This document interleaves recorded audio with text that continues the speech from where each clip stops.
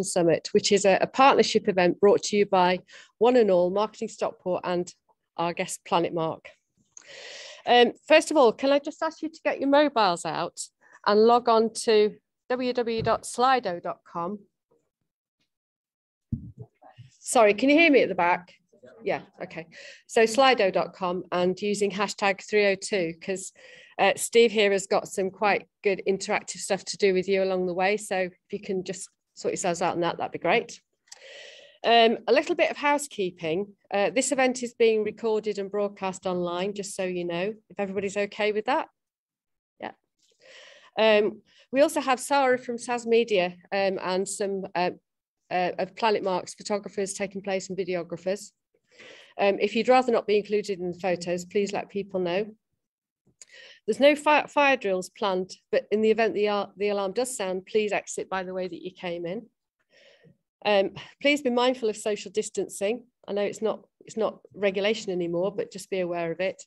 And participate wherever you can, and tag us on social using the hashtags up here.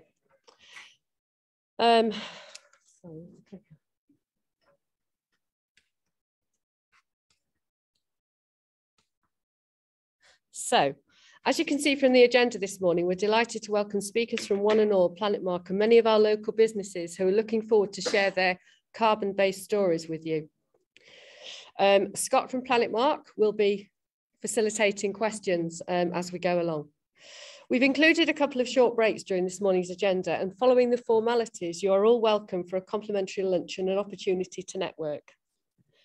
We hope you enjoy this morning's presentations and activities so that you will all not only be inspired to act, but have the determination and have the tools and the guidance you need to make it happen.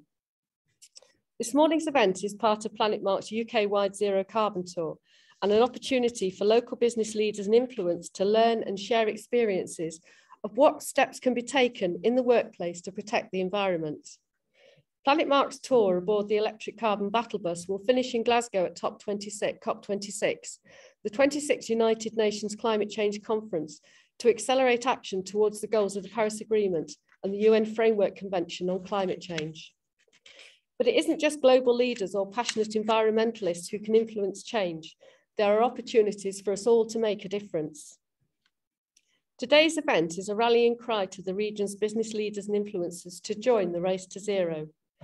What can we do to mitigate the effects of climate change? What even is carbon net zero? How can taking action impact on business performance, benefiting people, profits, and the planet? And what are the opportunities for business growth? What does an action plan look like, and who will help me? We hope today's summit will help you find the answers and empower you to take action. Whether you are a novice or ready to accelerate your organisation's sustainability strategies, whether you're taking the first steps towards a sustainable business or want to gain new ideas and knowledge from local business leaders, please sit back, learn, and enjoy the ride on the zero carbon journey. Richard.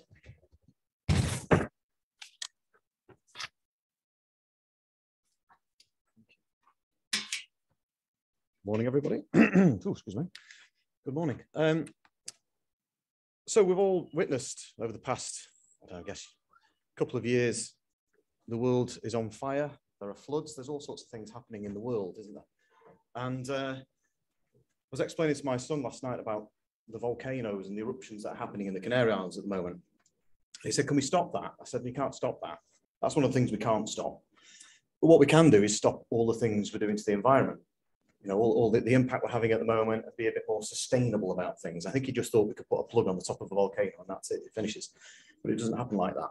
There's lots of things we can do in our personal lives and in our businesses to kind of help be more sustainable, do more for the environment, and kind of stop lots of these kind of things we're starting to see around the world that are a direct impact of how we're actually utilising all the resources around the world. Now, a bit of an offline interactive quiz here. Here is a toothbrush.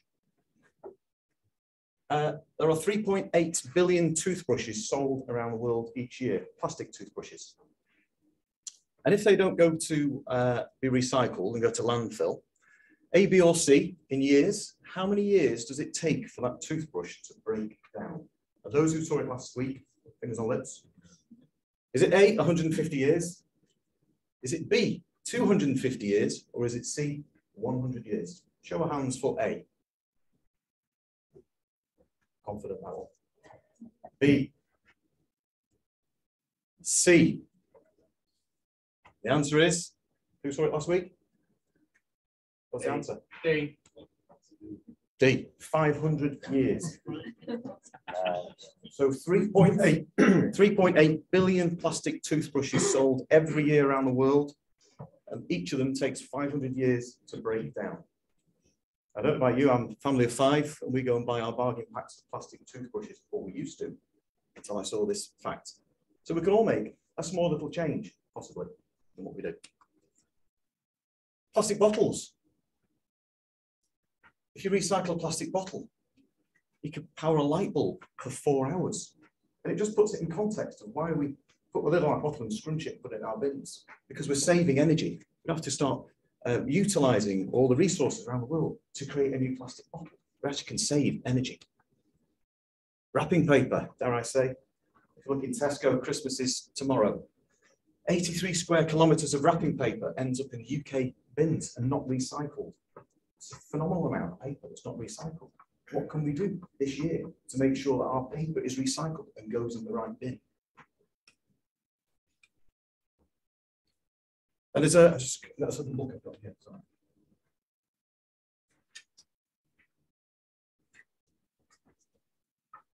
Has anybody read this? The Future We Choose?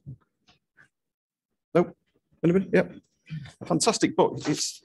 It's about what's going to happen to the world in 2050. I'm just going to read the back of it. Okay. The year is 2050. The world is on fire. The air is suffocating and deadly. Entire countries are underwater. Or, I know which one I'm going to go for. The year is 2050. The world is breathing. The air is fresh. Nature is thriving. Entire populations have a better quality of life. And it's a superb book that talks about sustainability. It's called The Future We Choose. Okay.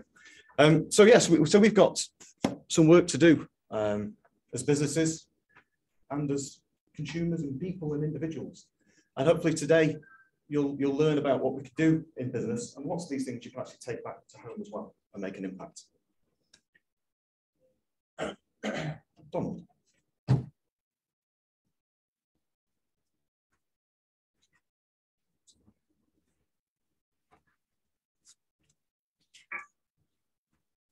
Good morning.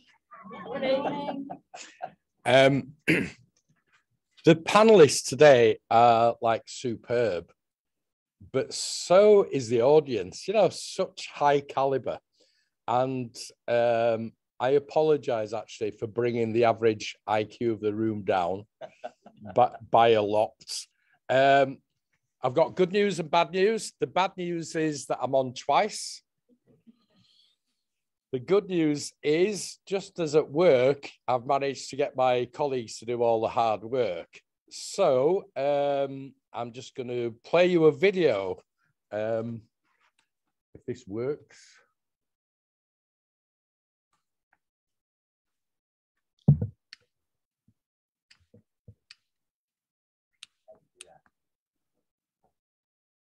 Oh, shit.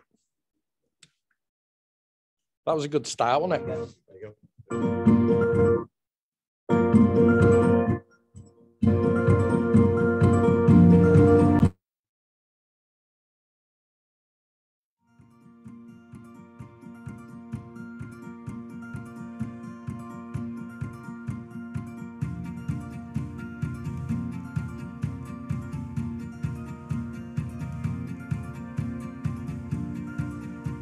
The B Corp assessment tool is free to use all over the world, and what's great about it is it works with the United Nations Sustainable Development Goals to give you a grade to benchmark against.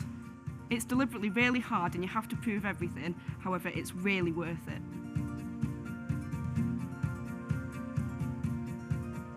B Corps are the future. It's the highest verified standard for social and environmental performance in the world. There's no greenwashing whatsoever. B Corp products are becoming more popular. You can search them on Boots, on Ocado, and on Waitrose online shopping channels. It identifies those brands that are doing great things around the world for people and planet.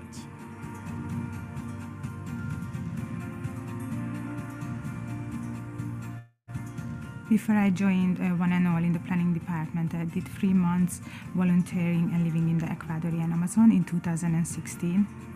I was amazed by the nature and the tribe who lived there because they were sustainably growing their crops in the forest without damaging the environment, and it just really made me think we should be more aware as well and more conscious about our environment. This is why I'm so grateful to work for a company like One and All, because they really care about sustainability and climate crisis.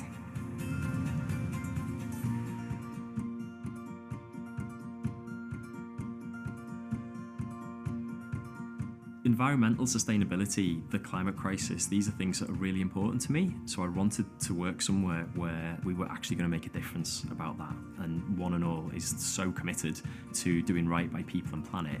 It just feels like the perfect place to be. At One and All, we put our money where our mouths are and we actually take action. There are solar panels on the roof above me, generating more electricity than we need. We've audited our supply chain, our carbon emissions are accounted for, and we're actively working to reduce them constantly. And we do this with external auditing so that it's not just what we're saying, it's what can be validated by other people as well. The sustainability commitments here, and maybe more than that, the way that people look out for each other, the culture. This is a place where people, it's the first place I've ever found where people actually live the values that are written on the walls. Being a force for good means so much to us, and it's actually helped us to do better for customers. We've improved the lives of so many workers. When I think about the gifting of water filters, our work with the Period Poverty Initiative, and ensuring that the workplace is a safe environment to be in. All those workers have a voice in the factory, and we run annual satisfaction surveys to ensure that they're happy at work.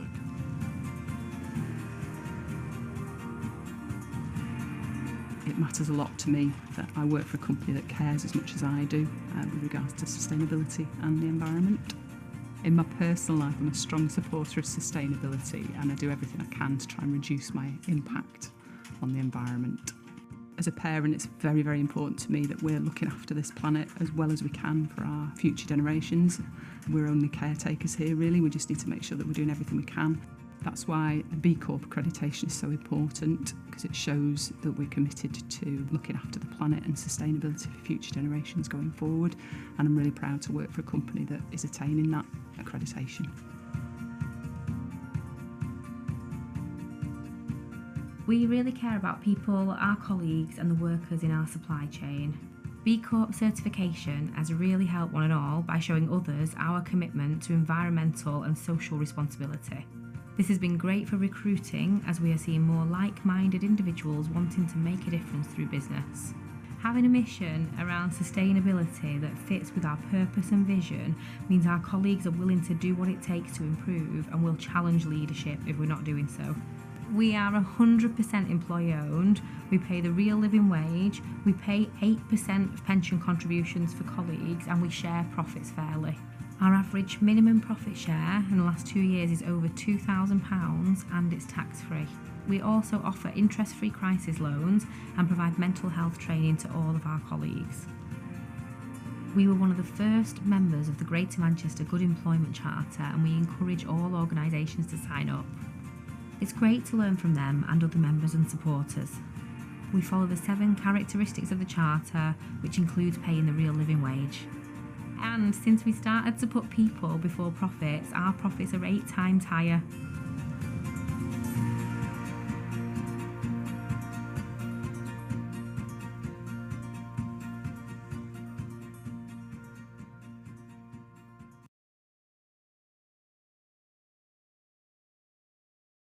In the world of sustainability. Steve Malkin is the leader of Planet Mark. He's a genius and a brilliant presenter.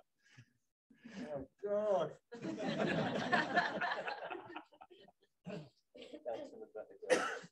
So I hand over to my inspiration, Steve Malkin. Thanks. Morning, everyone. Hi. How do you follow that? Can you hear me at the back with this thing? Is that, so if I speak at this level, is that okay? I think the only way is down after that intro, isn't it? Thanks very much for coming along today.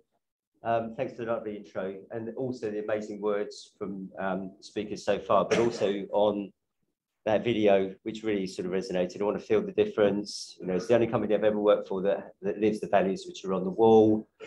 You know, it's about a culture of sustainability. It's important for me to work for an organisation that does the same stuff as I do at home. Morning. Hi, that's also great. Thanks for turning up. So, you know, so that was fabulous. What a wonderful start. It also struck me that we're sitting in an amazing cinema this morning, coming to talk about zero carbon. But what normally happens in a cinema is, you know, you come here for sort of a bit of escapism. You come here for a bit of entertainment. You might be watching amazing stories unfold. You know, when these seats you're sitting in, you're normally watching a movie unfold in front of you, which is an amazing story.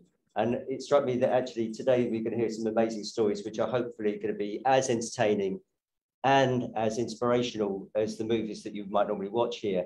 And, you know, sometimes when you watch a great movie, something sits with you forever and it sort of sits inside your heart, doesn't it? Because it's like an emotionally engaging thing. And you walk out and you feel a little bit different. What we hope today is going to be something similar to that. So hopefully you can be entertained. You're going to learn about zero carbon because that's the bit you're going to do now. So you're going to sort of sit tight for the ride. But we hope you're going to go out from this room and take something with you and take a whole bunch of actions with you and mutual inspiration. And when the time gets tough out there, then just know that everyone in this room is doing the same stuff as you are. And so the metaphorical arms around each other, I think is really, really important right now as you get this movement going for climate change. So what's it all about? So don't know if anyone read that IPCC report that came out in August. It was the climate change report. We said it's like code red for humanity. So it's serious issues. We know on a trajectory for 3 degrees global warming, and we want to kind of keep that to 1.5 degrees. And this moment in time is happening around us right now with COP26 coming up, and this opportunity, I think, to ensure that we get that trajectory, you know, heading, you know, leveling out from the 3 degrees to the 1.5 degrees. And at some point, actually, we're going to have to sort of draw that carbon down. So we're talking about zero carbon today. And we want you to walk out the room understanding what it is, what it means to you, the organisation that you work for, or what it means at home, and also what actions you might be taking as a result of that. But looking ahead and beyond zero carbon is also part of this journey that we're on, because we're going to be talking about stuff like regeneration. You know, it's about actually sort of building back in terms of biodiversity and ecosystems, and drawing down the carbon from the atmosphere. So anything which is emitting carbon now, not only have we got to reduce it down to zero, a lot of it, we've actually got to get to actually start sucking up and sequestering carbon. So it's going to be quite a journey. And this decade of action that we're in at the moment, 2030, is a critical period of time of 8 years left of this journey. Morning, are you coming in? Coming in and hearing about the climate sort of stuff. Sorry, hi. She's come to watch James Bond, actually. Well, what's the name of that movie? No Time to Die. That sort of seemed to be somewhat poignant today. I don't know, you know, so it certainly isn't a time to die, is it? So we've got 8 years left on this critical decade of action. But in actual fact, we need to hit peak carbon within the next 2 or 3 years. Yeah, and then we need to start drawing it down. Yeah, and the only way we're going to do that is working together. And that's really what today is all about. So thank you so much for hosting us. So that's me. We're running the Planet Mark, and I'll tell you a bit about that in a moment. And hopefully this will work. Okay, so we're going to get your phones out. Yeah. Did everyone do the slido.com thing? Can we quickly do that now? Because the difference between today and a movie is you're not just sit back and relax. We want you to do stuff. Yeah. So get armed with your questions, but also get armed with your phone and go to Slido and tell us how did you get here today? And if you still navigate, I'm a bit rubbish on tech. So when it goes onto there, you'll be asked to put in a hashtag, which is 302, because 302 sounds like CO2. Yeah, it's the only way I can remember it. And then tell us how you got here today, because there's going to be 2 or 3 more polls as we go along. So most of us got here by car, a few by public transport. Electric, who's got an electric vehicle? Look at the front row. It's always the front row, isn't it? There's something at the back end. Yeah, well, what car have you got? ID4. An ID4. What make is that? Is that a VW? How is it? Super. Do you have any range anxiety? You haven't had any range anxiety in the last 2 weeks? No. Well, you're bypassing all the queues though, right? There are some upsides. Who's going to buy an electric car? Right, lady there. What car are you going to get? Me? Yeah. I want a Tesla. Wow. So was it in August that the Teslas were 50% of the EV purchases in August were Teslas? And a third of all car sales in the UK in August were EVs, not just hybrids, but pure EVs. So, you know, we're on the up, aren't we? Okay, so we came here by car, a bunch of us in an electric vehicle and stuff like that. That's really good. And some people watching virtually. Hi there. So we're only allowed to move beyond this mark because we've got a bunch of people lining up online. So please offer your questions as we go along, and we'll make sure they're answered as well. So glad you're joining us today. Now then, where are we at? Morning. Please come in. Hi. We were just asking everyone how he got here today. How did you get here today? My car. Car. Was it electric? Unfortunately. You're going to change your mind soon. Join us. Jump up the back. Okay. So this beauty is fully electric. So later on, we'd love to take pictures with everyone here by the electric carbon battle bus. Yeah, if we could do that outside, we might sort of grab you for 5 minutes over lunch. It's a fully vegan or vegan lunch, isn't it? Today. But if we can just grab everyone outside, the beautiful carbon battle bus is out there. Take pictures of each other. We did get a little bit of a problem when we were down in Cornwall. So part of our tour with the Zero Carbon Battle Bus is to not only tell amazing stories about successes which are taking place in the UK and beyond, and translate those up into COP26, the climate change conference, but it's also to highlight the places where we need more help. Yeah. So what we might be recognizing with all of the EV owners in the room and those who are thinking about it actually is that we must have better charging infrastructure.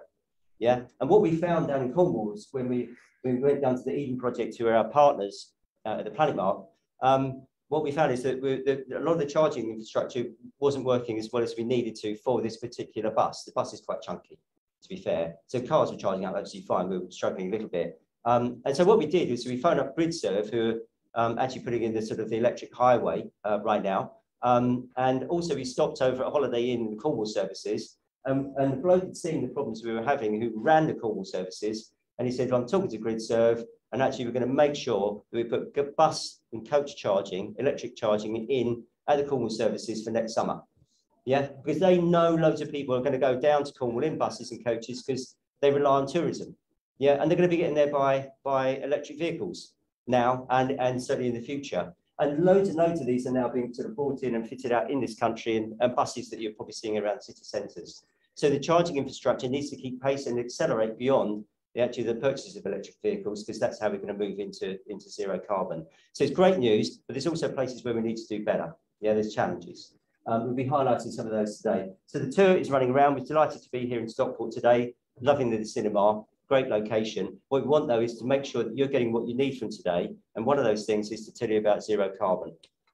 So when we're on our tour, some people sort of say to us, well, who are the Planet Mark? Sometimes they think we're an event management company. Well, we are during the tour, but in actual fact, what we're doing is we certify hundreds and hundreds of organisations, and typically small to medium-sized companies who might sometimes struggle to sort of get their arms around sustainability and certainly measuring carbon, and we help them. Yeah, so we help them through a process of measurement, engagement, and communication to get really super great results out of measuring your carbon footprint and reducing it every single year relentlessly. Yeah, because that's what we've got to do. And the only way to do that inside organisations is by engaging your people. And that's that great video that you showed. It's about, actually, this is about the people.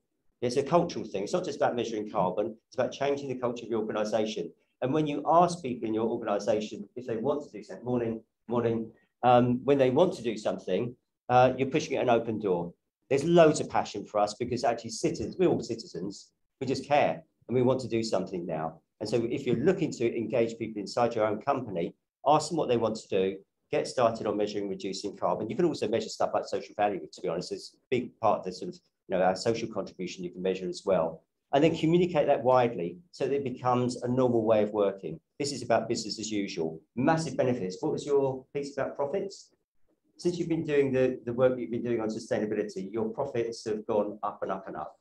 Only 8 times higher. 8 times higher in terms of profitability. So we know that you save money, you know that you win business, you know you retain talent and staff and so on. There are so many, the business case is done and dusted. It's actually a matter of sort of like embracing it and doing more and moving faster. We can help, but like B Corp can help, and there's others like us out there that can help, but just get going and get started. Okay, so let's tell you a bit about zero carbon. So we're doing the tour. The 3 reasons why we're doing the tour is that we're asked by the government to collect up amazing stories around the country of organisations that are already measuring, reducing carbon and going to zero carbon, and share those stories. And so today, we'll be asking you, is anyone measuring carbon, is anyone going to zero, but to tell your story and for us to create a case study with you. And Joe Pester is here videoing people, and we'd love to video you if you have a statement to make and a story to tell about what you're doing in your organisation. So that's one of the things that we're doing. We're also just raising awareness of COP26 and a thing called the UN-backed Race to Zero campaign. So COP26 is this moment in time at a conference where all the countries around the world are going to come to Glasgow and hopefully set and commit to the commitments that we need to ensure that we're going to stick to this 1.5 degree increase in global average temperature. And it's super important. You know, it's about life on Earth. So that's going to be happening in November. But for COP, it's about actually how that carries on afterwards. And that's why this conversation is taking place and how we might then come back and revisit you in Stockport and hear about the amazing work that you're all doing. And also we want every single organisation represented here to set your own net zero carbon target. So it's not like we're going to lock the door, but we might. But actually, but you could use a fire escape as the last resort. But what we want to do is for you to understand what it means to you and your organisation, yeah? And then if you like the sound of that and you think you're intrigued and you're curious, then there's free workshops that we run online to enable everyone to set a credible target and a carbon action plan to deliver it. So if you say today and commit on our pledge wall with a bit of paper that is here, you make a commitment in 2 things. And say, right, look, here's what my ask is for government and everyone at COP, but also this is what my zero carbon commitment will be. We will help you. And actually, it's not free, it's a tenner. And the 10 quid goes to Cool Earth, which is a rainforest protection charity, which protects rainforest, which is endangered around the world.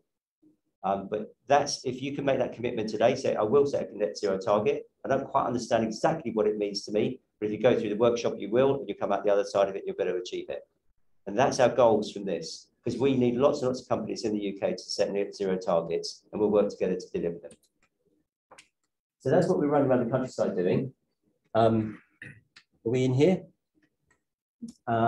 It's a bit non-stop. We're not an event management company, and we're finding it a bit knackering, to be perfectly frank, because we're still certifying lots and lots of companies along the way. So we're doing a day job, and then we're running around the country in a battle bus.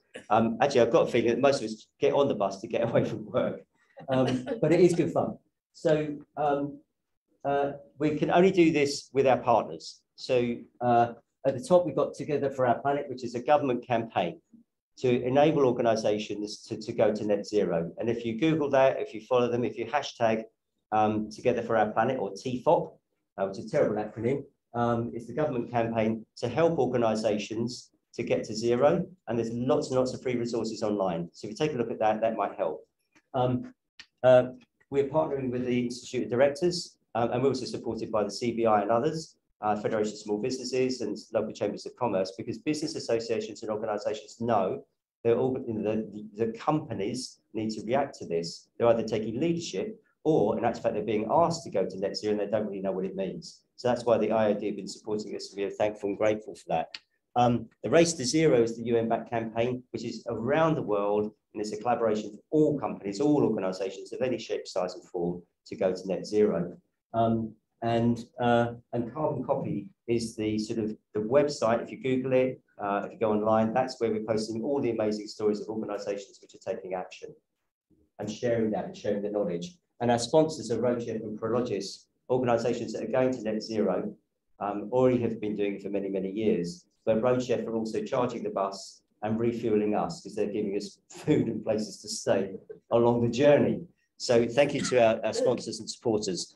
Now then, we're going to do another quick survey. Ready if you get your phone out very quickly. which of the following have you heard of? I hope you've heard COP26, I've just spoken about it, but maybe treat this as though you had just walked into the room. And which of these have you heard of? COP, Race to Zero, none of the above, and Together for Our Planet.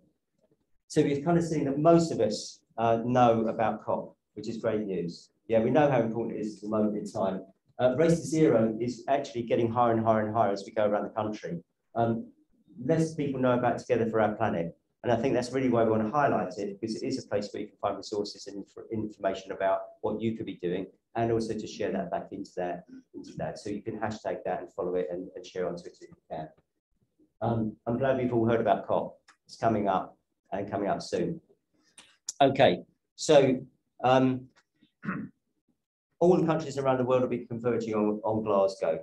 What we're super interested in is the role business plays in this. So for us, the Planet Mark, we know that quite often organisations are ahead of compliance, they're ahead of regulation, and they're ahead of policy because they're choosing to do something different. And that's been the case for many, many years, and it still is the case now. So when we talk to organisations, we say, what are you up to? What are you doing in terms of sustainability?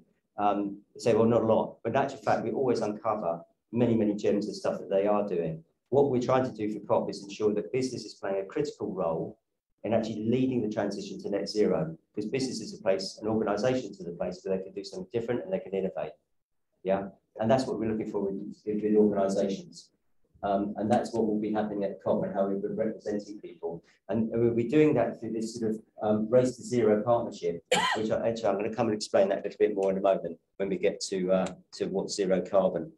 And the reason, the key thing here is about what's carbon emissions. And if I could just take you through a couple of slides on measuring carbon. Can we have a quick raise of hands? How many people are in organisations or at home who are measuring carbon? Okay, so we kind of got about a third there, I would have thought. What I'd like to do is for everyone to leave the room today and understand two things: what it is in terms of a carbon footprint, and also point you in the direction of free resources or a place where you can get your carbon measured. Yeah, because that'll be stage one of getting you to zero. There's really, really important things. Morning. Hi, you come from a really good bit. Look, we've got you started on measuring carbon. Yeah, I know you turned up just for this slide. Okay, so you kind of measure carbon in 3 scopes, and I need you to understand this bit because it helps you get to zero. Okay, this middle bit here, scope 1, is about the fuel that your company. Can we just pretend you're in a company? It's a fuel that your company is burning effectively, and you might be burning natural gas and heating.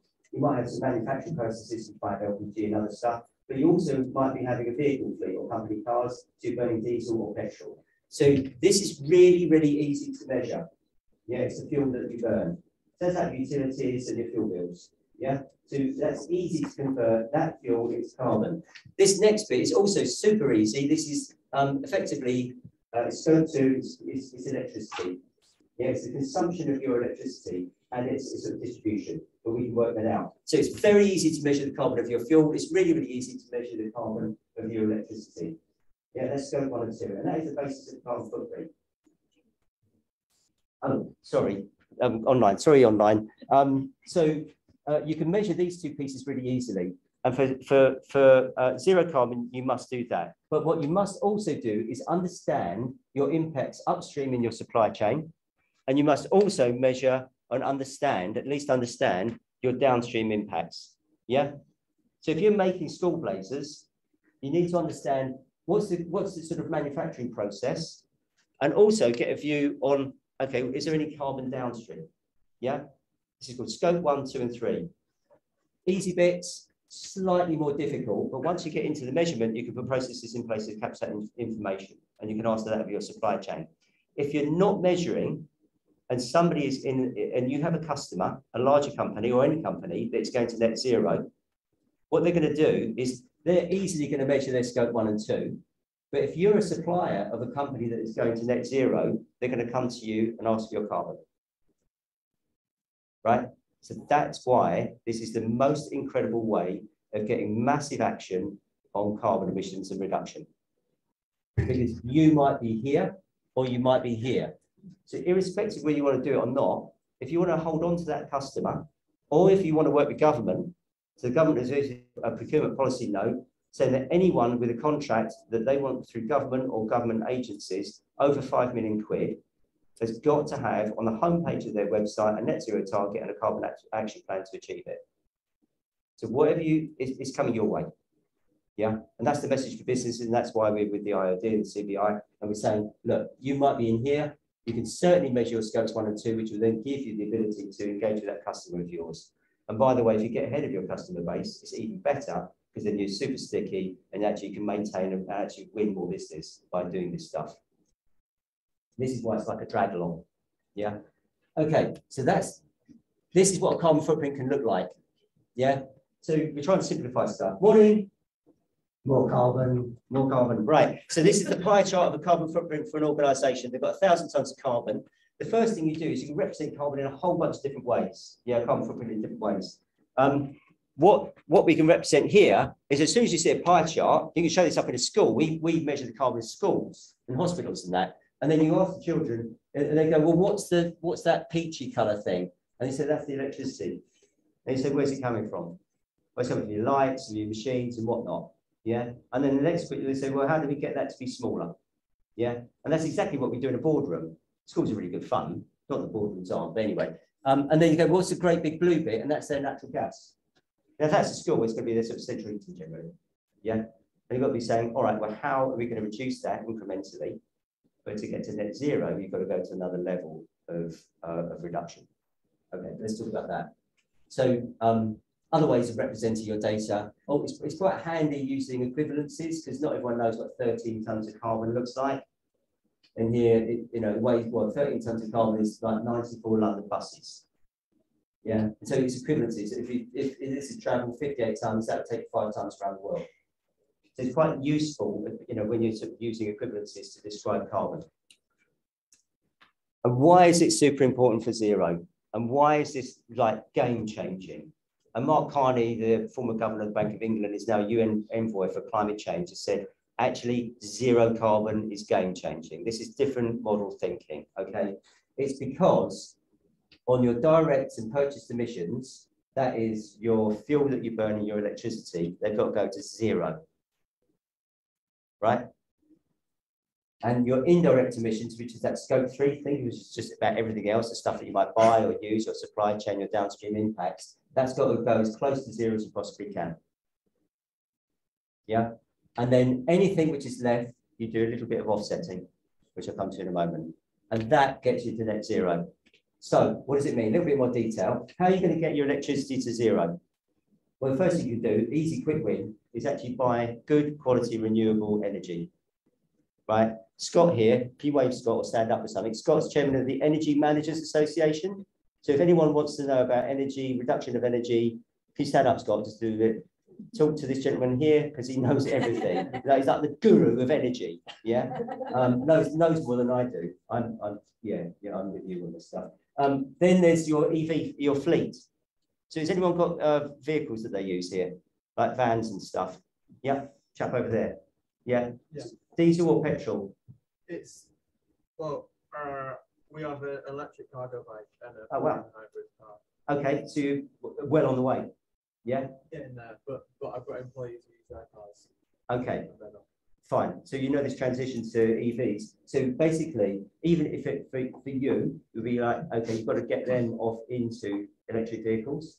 Yeah. And if you're a construction company, which we're working with massive construction companies right now, and they do earth movers and everything, they're taking those earth movers not only off red diesel, they're taking them off diesel. Yeah. And they're going to be using biodiesel, and they're also looking at how they can turn them into electric. And there could be hydrogen down the line. So big companies, small companies are already looking at switching their fleets out, as you already have done. And thanks for that. And then also anything in around energy efficiency to get your energy consumption down is a must.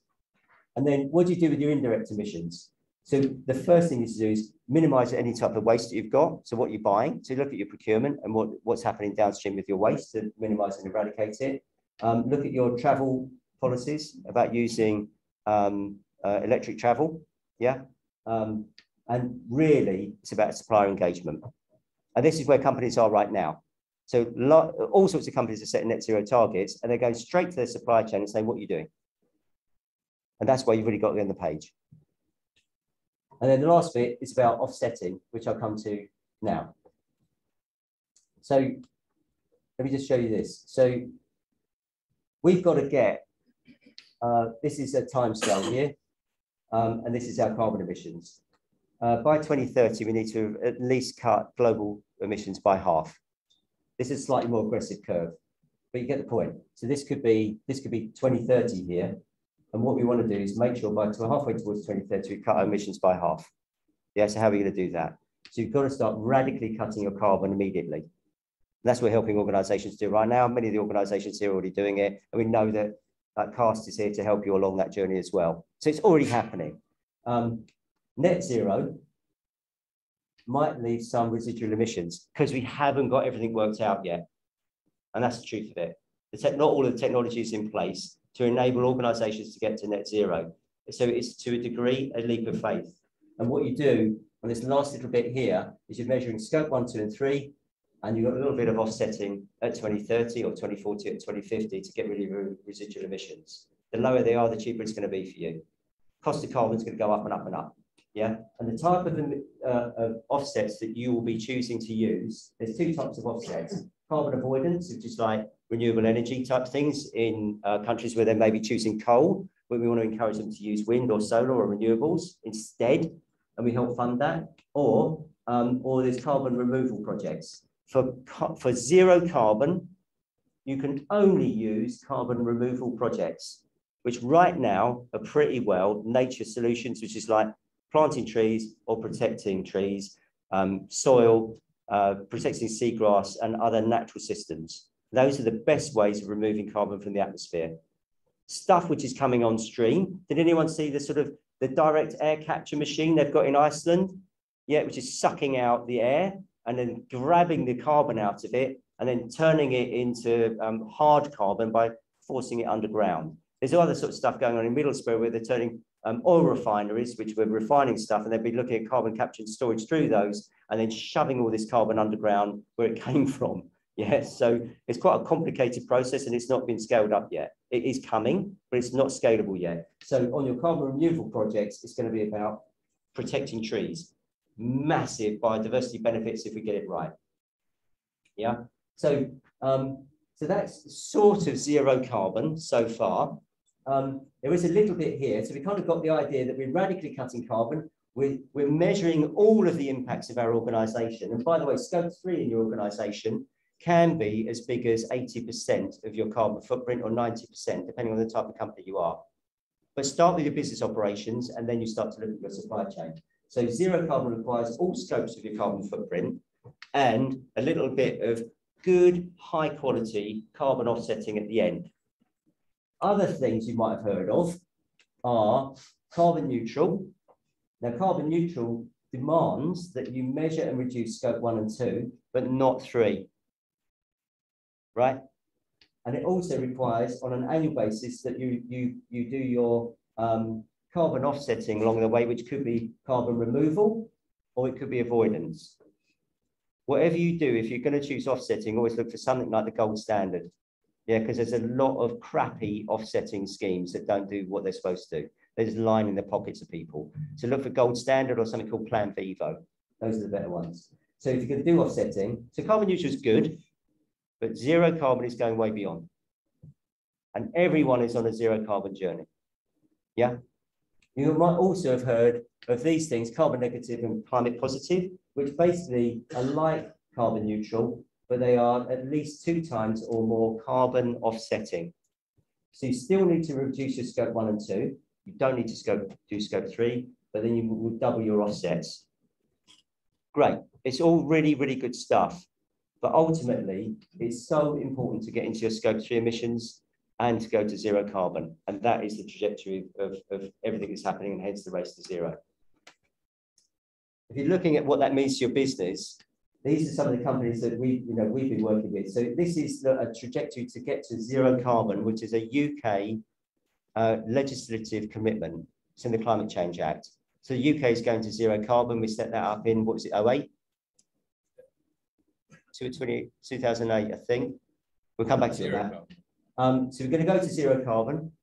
It's written into our legislature. we're working with companies where a minimum reduction on a 5% per annum basis takes them on that curve, which is great to start with, but then it doesn't taper out fast enough, right? What we're finding with Planet Mark companies is they're cutting their carbon by 12% absolute emissions per year. They're doing phenomenally well. Yeah, it's just incredible what they're achieving. And that is that curve. So with compound interest, you could see that if you're cutting your carbon by 10 or 12% per annum, which you can do, all the technology and the passion of people is there to do it in terms of behavior change, you can cut your carbon by at least 50% by 2030. And there's nothing really difficult or life-changing in that. When you're into this area, life gets a little bit more difficult. Yeah, and that's where we're looking for different technology solutions and to push the envelope a bit more. But with supply chain on our side, with innovation, product R&D, that is how we're going to get to zero. Yeah. And those are the commitments which are being made right now. Okay, ready for another one. All right, so it's going to put to test a little bit what you've heard. We're going to do it quite fast. Okay. Right, ready. So we're going to ask you 3 questions, and they're going to sort of set out what you might read in the public domain about an organisation which is telling you what they're doing about sustainability. All right. I've got to stand here so I can read it. So sorry about everyone online. So Carbon Limited has found that it has 100 tonnes of carbon emissions through their electricity and heating bills. Yeah. Note the things here, electricity and heating. They commit to reducing their energy consumption each year by 100 tonnes of certified offsets invested in solar farms. What have they done? Now, the reason why we're asking this is all sorts of claims are being put in the public domain. And there's a big bit around greenwashing and transparency and trust. Yeah. What we need to do is whatever your organisation is putting in the public domain is true. Yeah. And because we can't have, it's got to be really clear about what organisations are doing so we can build trust and eradicate greenwash. Tell us what you think. You can have more than one answer, but on this one, I think there is only one answer. But just future reference. Are we all done? How are we doing? This is the number of people who are doing up there. I think, quick, have everyone done? Yeah. 3, 2, 1, 0. We've been doing that a bit. Get it? Okay. So we've got made a commitment to net zero, invested in carbon removal offsets, gone carbon neutral, gone carbon negative, nothing. None of the above. All of those are relative, Right. So the answer, I'll press this button. The answer is gone carbon neutral. Do you want to explain why? Briefly. Who said carbon neutral? Chat there. Do you want to explain why? Put you on the spot. You were pretty relaxed there. Look, you're nodding off. You just hit a button randomly. It's like back at school, isn't it? It's an educated guess. I love it. Look, you're halfway back. Everyone at the front has got it right, I bet. Look, they've all got EVs and everything. I tell you what it is that, look, they've measured their carbon footprint. They've measured it to scope 1 and 2. So do you remember that electricity bit? And they've measured their fuel thing, because that's gas. Yeah, so they've measured the carbon footprint, and then they're committed to carbon. They're going to cut that, which is essential. Maybe we've got to measure and reduce scope 1 and 2. And then they've offset by solar farms, which are avoidance offsetting schemes. They've gone carbon neutral. You get the gist? Yeah? Okay, one more. Ready? Get ready. Get ready. Here we go. COP Enterprises. They've purchased 1,000 tonnes of certified carbon offsets. Yeah, they've switched to renewable energy, installed LED lights, started transitioning its fleet to electric. They've done a lot. They're doing well. Yeah. They encourage their employees to recycle. Brilliant. They've got a behaviour change program going. Yeah. What have they done? Here we go. Look. Are you going to pick another random one? I might pick on you again.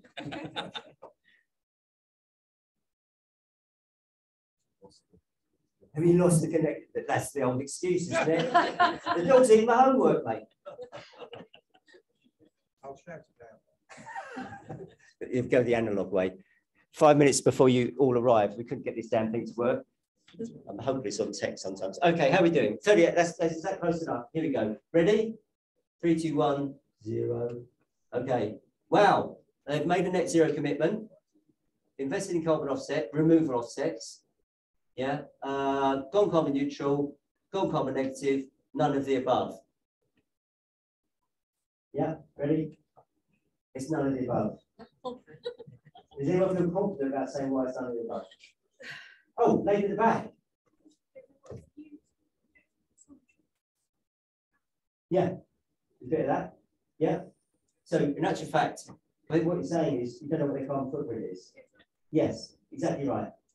So they're doing a lot, but what they might not be doing is they haven't sort of said what their carbon footprint is. That they could be a massive global corporate. It's got millions of tons of carbon. But what they've done is they've done 1,000 tons of it. And the message here is that if you're measuring carbon and you're putting it in the public domain and you're open and transparent about what you are measuring and what you're not measuring, then you can be really honest about how you're tackling your contribution to society and the environment. Yeah, because you're doing great stuff. But how good do you know that is? Not only for your own company, like, are we really making progress here, chaps? Yeah, but for everyone out there, because we must trust each other with our brands and our organizations. And we know that brands that are doing this stuff, their share value is increasing. Yeah, and there's others that are at risk. And you're much more investable. Okay, one more, and we'll give you a rest. Okay, TFOP, Together for Our Planet, get it? Ventures is aiming to reduce its emissions across all 3 scopes by 90% or more by 2030 and will invest in certified tree planting projects for the remaining 10%. What have they done? So they're aiming to reduce their emissions across all 3 scopes. Yeah, read into that, they've measured it. They will invest in certified tree planting projects for the remaining 10%. What have they done? You can have more than one answer for this one. We're zooming up. Look, here we go. You done? 3, 2, 1, go. Wow, wow. Look, made a net zero. Yeah, gone carbon neutral, invested in carbon offset, removal offsets, little bit of carbon negative. Ready? Bingo. Look at that. Gold stars all round, isn't it? Yeah? Or is that some sort of process of elimination, or is it a random button again? I'm going to take that as a win. Yeah? We can unlock the doors now, because you can go out and say, I know about what zero is. You got it, yeah? They've made a net zero commitment. They're measuring all 3 scopes. They made a 90% commitment by 2030. Minimum requirement is 50%. Yeah, so that's that one ticked off. Tree planting is a carbon removal offsetting scheme. Yeah, really, really good. Great. So they've done that, and also they've done that. The more you do, the more you can talk about it. Yeah. Okay. We're on the home run, chaps. Why is this important? Because all sorts of organisations are making a Race to Zero pledge, and they're doing it right now. You can't open up the Guardian, if that's what you read. Might be different in the Mail, don't know. You can't open up the Guardian without finding people who are actually setting net zero targets. Everyone's at it, yeah? And that does mean it's going to happen. It's going to be endemic. We're all going on this route. The faster you do it, the better. There's a very, very simple process to get on with it. One is to pledge your net zero target and how you're going to get there as an organisation before 2050. Yeah, it doesn't mean you set your pledge before 2050. You've got to do the pledge now and make sure your company is going to go on this target before 2050. Within 12 months of setting that pledge in the public domain, I'll explain how to do your pledge in the public domain in a minute, you must have an interim target of how you're going to get 50% of your reduction by 2030, because that's what we've got to do. We've got to hit peak carbon and get this thing down. Within that 12 months period, you take immediate and meaningful action. Yeah, set up a behaviour change program, get green champions and sustainability champions set up in your company. Yeah, look at switching out any light bulbs that aren't, LEDs into LEDs right now. Look at EV solutions and so on. There's so many tech solutions that you're going to hear about later on as one of the carbon stories. And then on an ongoing basis, publish how you're getting on, so we know that you're still on track every single year. Yeah, cut carbon all the way along the line. We're a partner to the UN Race to Zero. We're really, really proud of that. You can pledge through us, and this is how you do it. You can do it on this website here. It's zerocarbontour.com. Yeah, this is the form that we will give to you. You put that in the public domain. If you're a particular type of organisation, like a financial institution, you can also pledge here. But that's where you can make your pledge. We'll be taking all these pledges up to and beyond COP. I want to leave on this sort of note, really.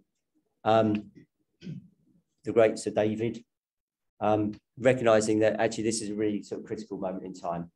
And we can actually have a really, really positive impact on the planet through everything that we do. We're at work or at home. It's seamless, isn't it? It's what we were talking about earlier on. We're just citizens on a planet which we call home with a whole bunch of other passengers. We can make an immediate difference if we set these net zero pledges and if we encourage other people to do it. You've been incredibly patient. Thanks for getting all the answers mostly right, particularly the net zero one. And I appreciate your time. Thanks.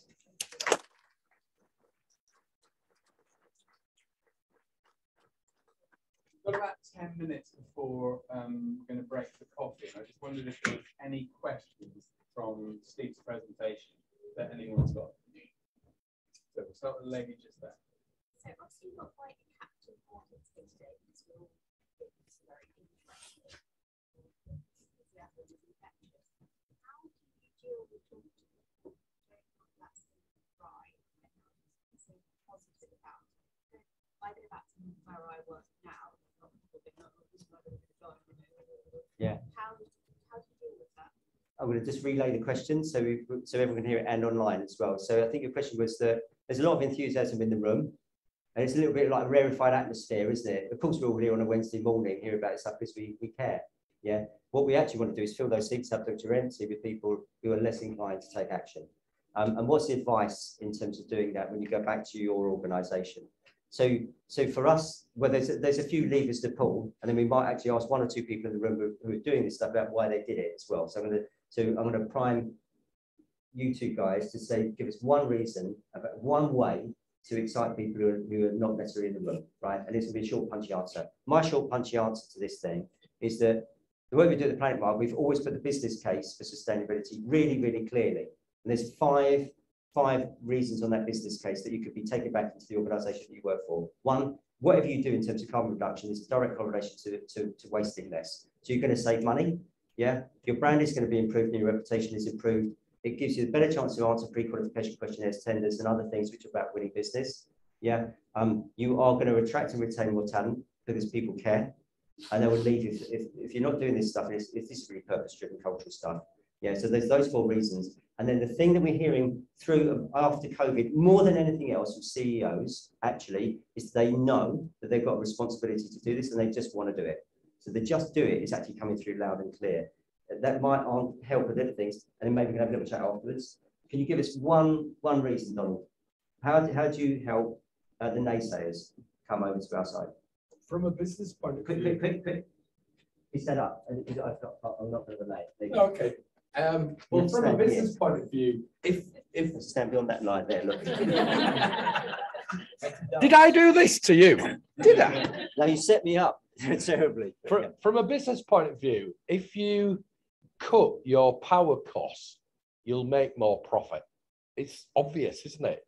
And if you care for people, you'll get much higher engagement, customer satisfaction, higher sales, higher profits. It's the obvious thing to do. And like Nick said on our video, our profits are up 8 times since we started to care for people and planet. Do you reckon that's going to cut it? What company do you work? What is the sector you're in? Oh God. Okay. What's the case for the defence, Steve? Well, I tell you. I'll tell you what. So here's one. So ignore the. Sorry, Don. I didn't mean to cut in. I don't mind. I just wonder how much our emissions are being cut. You know, when you've got them. I will. So, but if you're going to go back into a company and they may not care about saving money, I don't know. They may not care how much their emissions are cut. Yeah. If you're a supplier to the defence, though, ask them to look up a thing called PPN 0621. Right. It was decided in June and it's gone live on September 30. That any contract that you want to have with any government agency, like the MOD, yeah, or a supplier to, the company that's supplying the government, of which the MOD will be part, will have to have a net zero target in the public domain on the homepage of their website and a credible action plan to deliver it for any contract over 5 million quid. Right? Now, the bar, that's not that high for a lot of defence contracts, to be frank. But when you're working with local authorities, they're saying we're going to bring that down. Yeah. So PPN 0621, just gone live on September 30. Most people don't know about it, but in actual fact, it's a government requirement that you've got to go to zero carbon if you're going to engage with government. And that, because don't forget, zero carbon is a drag along. If you're supplying a supplier of, you're going to have to go to zero. Steve, gentleman there. John Pantle, I was a councillor for 42 years. I think the importance of sharing stories is one. Three things that the council have done over the years. One is, in terms of new builds, they've gone to the highest BREEAM standards, etc.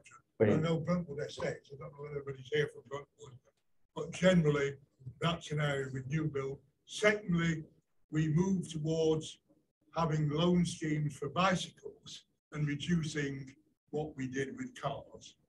And thirdly, in terms of energy costs, we have separate contracts for street lighting because, of course, it's greener and so on. So I think my worry is we know that 28% of emissions in an urban area come from household use, including car use. And these same people are working in our organisations. And how do we influence? I won't quote the Greater Manchester pre-pandemic figure of short car journeys, which was horrifying. But we do know from a public health point of view that we have 1,500 to 1,800 excess deaths a year in Greater Manchester from poor air quality. Yeah. And I was reassured that Dr. Tedros, the head of WHO, just over 2 weeks ago, I think he'd seen Joe Biden the day before, he actually was emphasising not only the climate long term, but the health effects short, medium, long term. It increases morbidity, it increases mortality. But thanks, I find it very interesting, and I welcome this sharing of information. Well, thank you for that. So the sharing of carbon stories, thank you, because it is critical that we share our own stories, challenges and all, yeah, because we've got to get the difficult stuff out there. Just want to pick up on your piece about air quality, if that's okay.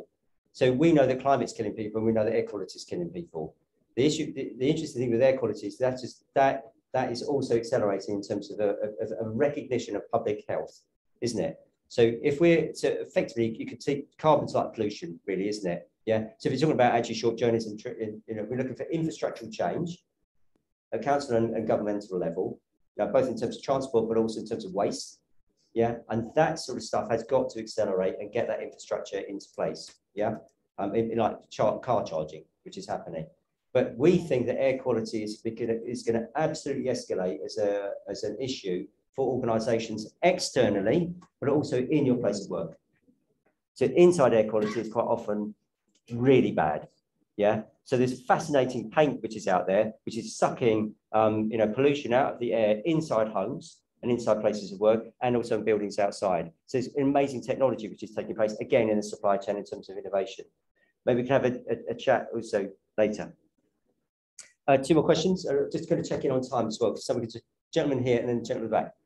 My name's Wesley Downs. I'm the CEO of a charity called Renewable Northwest. Can I give you this and then yes, here? Sorry, that's a bit. Yeah. I need to standing up. Yes.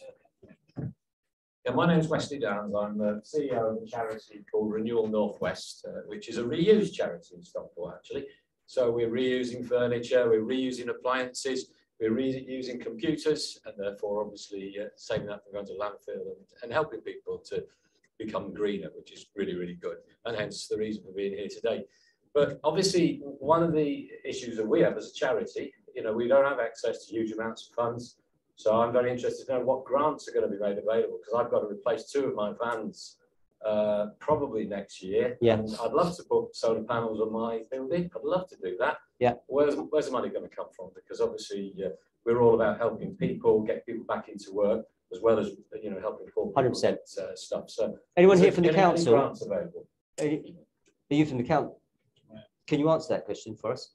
We can take a broader view from what we've heard in other counties, but maybe thank you for your question. No and also make sure you've got a card for any recycling that you need.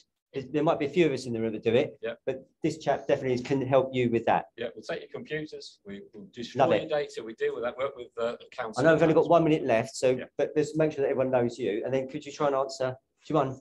Sure, yeah. So I'm Nick Laser from Stockport Council. Later on. But to answer your question about that, it's a good one because I think that's the big hole. I think is funding. There are lots of grant schemes out there for all sorts of things like decarbonisation of public estates and all sorts of things for housing, but it's very time specific. So there's a pretty much a specific time at which you have to spend that money, and it's very specific in terms of how what that money can be spent on.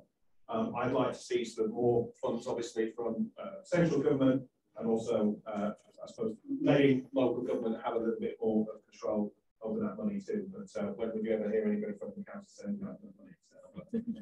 Thank you. So what we've experienced is actually, so quite often pots of money are available, but you don't get to hear about it. Yeah. So I think maybe as part of your talk, could you just sort of say where on the local council website might you go? And if we can find that out today, that'd be great. If not, we'll have that as a takeaway on our side, and we'll find out because we know that this money exists. Yeah, and then we'll try and help with a direction towards it. I know we've massively overrun, haven't I, Rich? No. No, we've got a little. 10 seconds left. Can I do one more question with the bloke up there? Can we give you this? 10 seconds. 12. I guess. So I guess net zero is going through the same sort of journey that CSR went through, sort of like 10, 15 years ago, whereas it became fashionable to do it, and then actually those decisions, you see the benefits of those sort of 10, 15 years down the line. Yeah. But for example, what's to stop an organisation now saying we'll just offset everything and do nothing effectively? Yeah, great. I think there's a really so it's a bit of a journey, isn't it? Yeah. So CSR sort of kicked everything off. Then it moved to sustainability, didn't it? Yeah. And then there was a bit about what ESG. Has everyone heard of ESG? Environmental Social Governance. Massive for the investment community, and we'll probably hear about the pensions bits. Yeah. So where are we at with this thing, and why won't it go away? Because I think we're measuring stuff now. CSR. There was a horrible term in the boardroom that used to be, oh, that's the fluffy stuff, right? It did a great job, but it was never taken not always taken seriously in the boardroom. And like it or not, it has to be taken seriously in the boardroom. Yeah, because then we do need a top-down approach on some of this stuff. The great thing with net zero is you have to measure it. Yeah, and you can't just offset your way out of it. Because if you're going to reduce your carbon by 50% by 2030, which is a requirement, yeah, which is going to be a stated public requirement for organisations, then you cannot offset that. It's about actually how you're going to cut your absolute carbon emissions by 50%. So it's measurable, yeah, it's evidence-based, yeah, and you've got to take action and you've got to put it in the public domain, and you will be held to account. I think the other difference there is that CSR was very much something that businesses adopted, whereas this net zero is in law, so it's enshrined in law. So the 2019 amendment to the Climate Change Act actually put it into law, so we have to achieve it by 2050. And I think that's in my mind, that's the big thing. I'll leave you 3 takeaways in my over last 10 seconds. Please, like the gentleman said, share your carbon stories, because good stuff is really taking place. Yeah. If you can make your commitment today, that would be fab. Yeah, we've got 3 workshops on here. We're a tenner to charity. Yeah. Please join one of those workshops. They happen every single week. Yeah, join up, find out more. And then there's an ask. On the board outside, we're taking a whole load of asks to COP. Our bus is going to arrive. We're going to distill all of those requests that you want to see from the government or local authorities. So like more funding, yeah, to help our transition to net zero. If you could take those 3 actions, that'd be really fabulous. And then we'll be on the right journey. Thanks ever so much.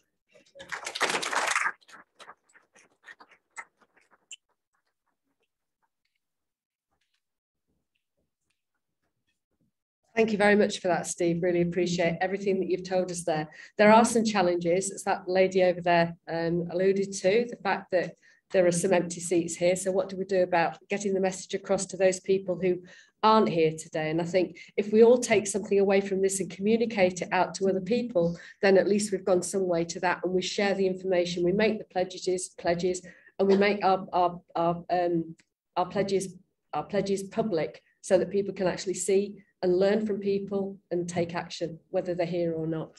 So we are going on a short break now.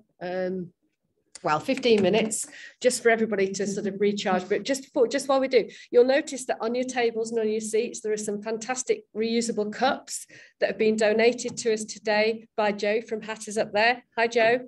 Thank you so much for that. It's all part of the message.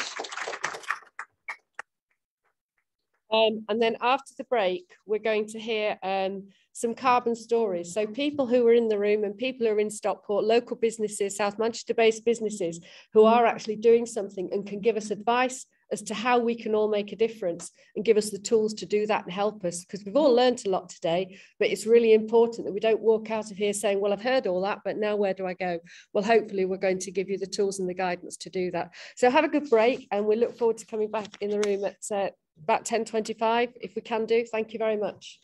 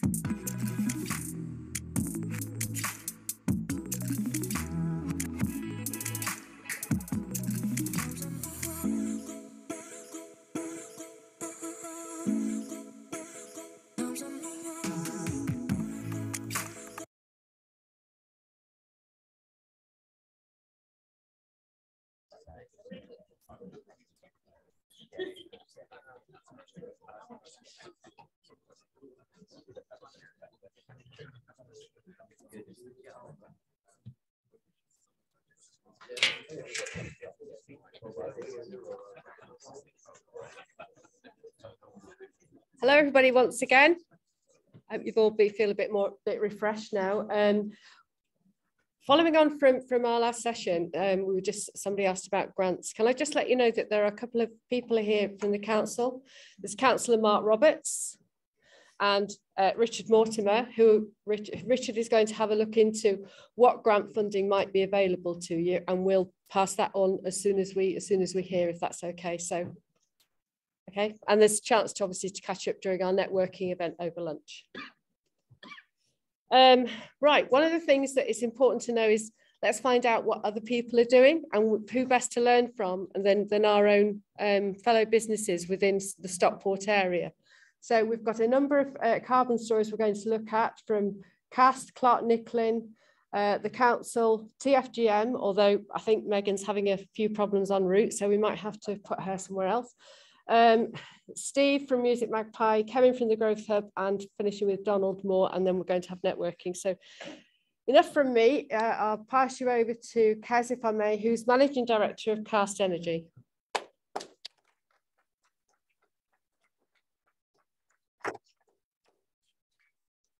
Thank you. Morning, everybody. Yep, I'm one of the directors up at Cast Renewable Energies. We're based up at the marketplace. Just over in Stockport. We're installers and project managers of sustainable technologies, as well as providing consultancy to industry across the UK. So since 2014, we've been helping South Manchester residents and businesses reduce their energy bills and CO2 footprint. How we've been doing that? Well, we've been offering honest and ethical advice over a proven suite of products and technologies, which include, but not limited to, solar PV, energy storage, air source heat pumps, chillers, and voltage optimization. So this morning we've been hearing about climate change and the essential need to move to a net zero world. But what can we do as individuals, impact that goes into the atmosphere, and what difference can we actually make?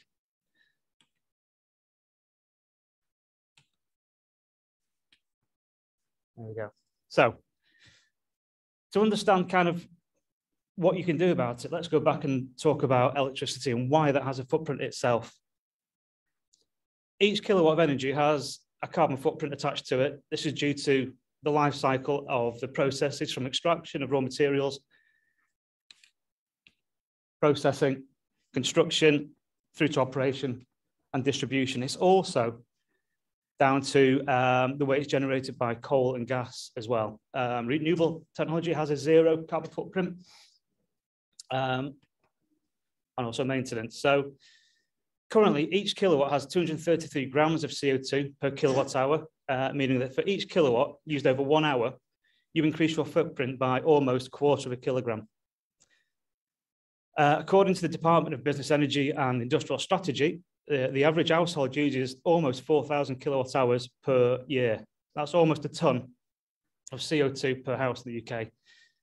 When you extrapolate that out, there's over 23 million homes in the UK, so you can see the extent of the problem. And I think there are about 300,000 or 400,000 homes being built every single year, so the issue is getting larger. Industry has a significantly larger footprint for obvious reasons. There's no average, but there's a real issue there as well. So what are the technologies that can help us lower our reliance on the grid to help us lower our carbon footprint and ultimately save us money? So over the next few minutes, I'm going to be talking about a few of the technologies that are available to us for both home and businesses that can make a significant difference. First thing though, it's in the news, insulation is really, really important. I'm not sure blocking the M25 is the best way to go about it, but insulation is the first thing you should do. It's the best bang for your buck. Before you do any technologies, do that. So the first tech I'm going to talk to you about is LED lighting. It's probably the easiest and most obvious to do of all the energy saving technologies. You can retrofit units or you can start from new. It doesn't really matter. They all have the same effect. Depending on what you have and what you're putting into your you can save up to 90%, domestically.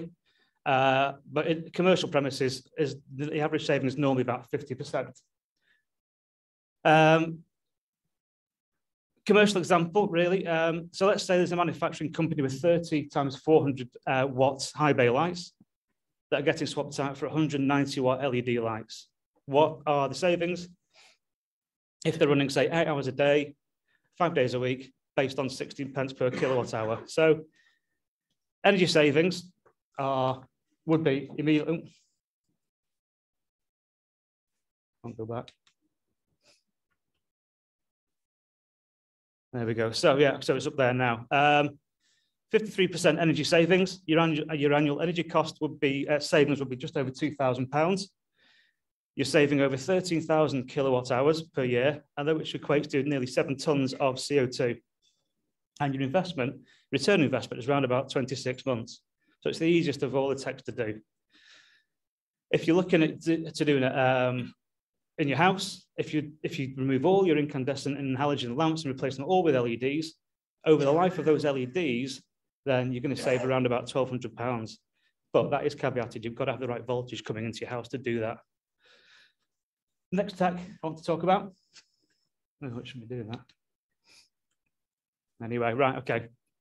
So air source heat pumps, they're particularly effective at reducing your carbon footprint, especially when you're living in a rural location and you're running your heating and hot water off them. If you don't live in a rural location and you've already got solar and batteries, it's equally good as well because you generate your own electricity to heat your home.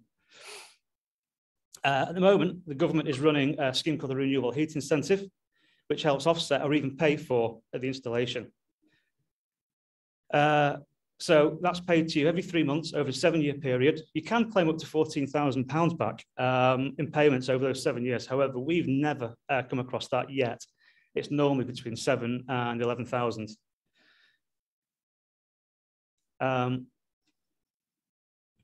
So what's it going to save you if you do have an air source heat pump? Well, if you've got a typical 4-bedroom detached property and you're running on an oil boiler, you're going to save about £700 there. LPG 1,000 and gas just 400. But don't forget, on top of that, you've also got your payments from the RHI as well. So that's £7,000 to £11,000. So make a significant difference.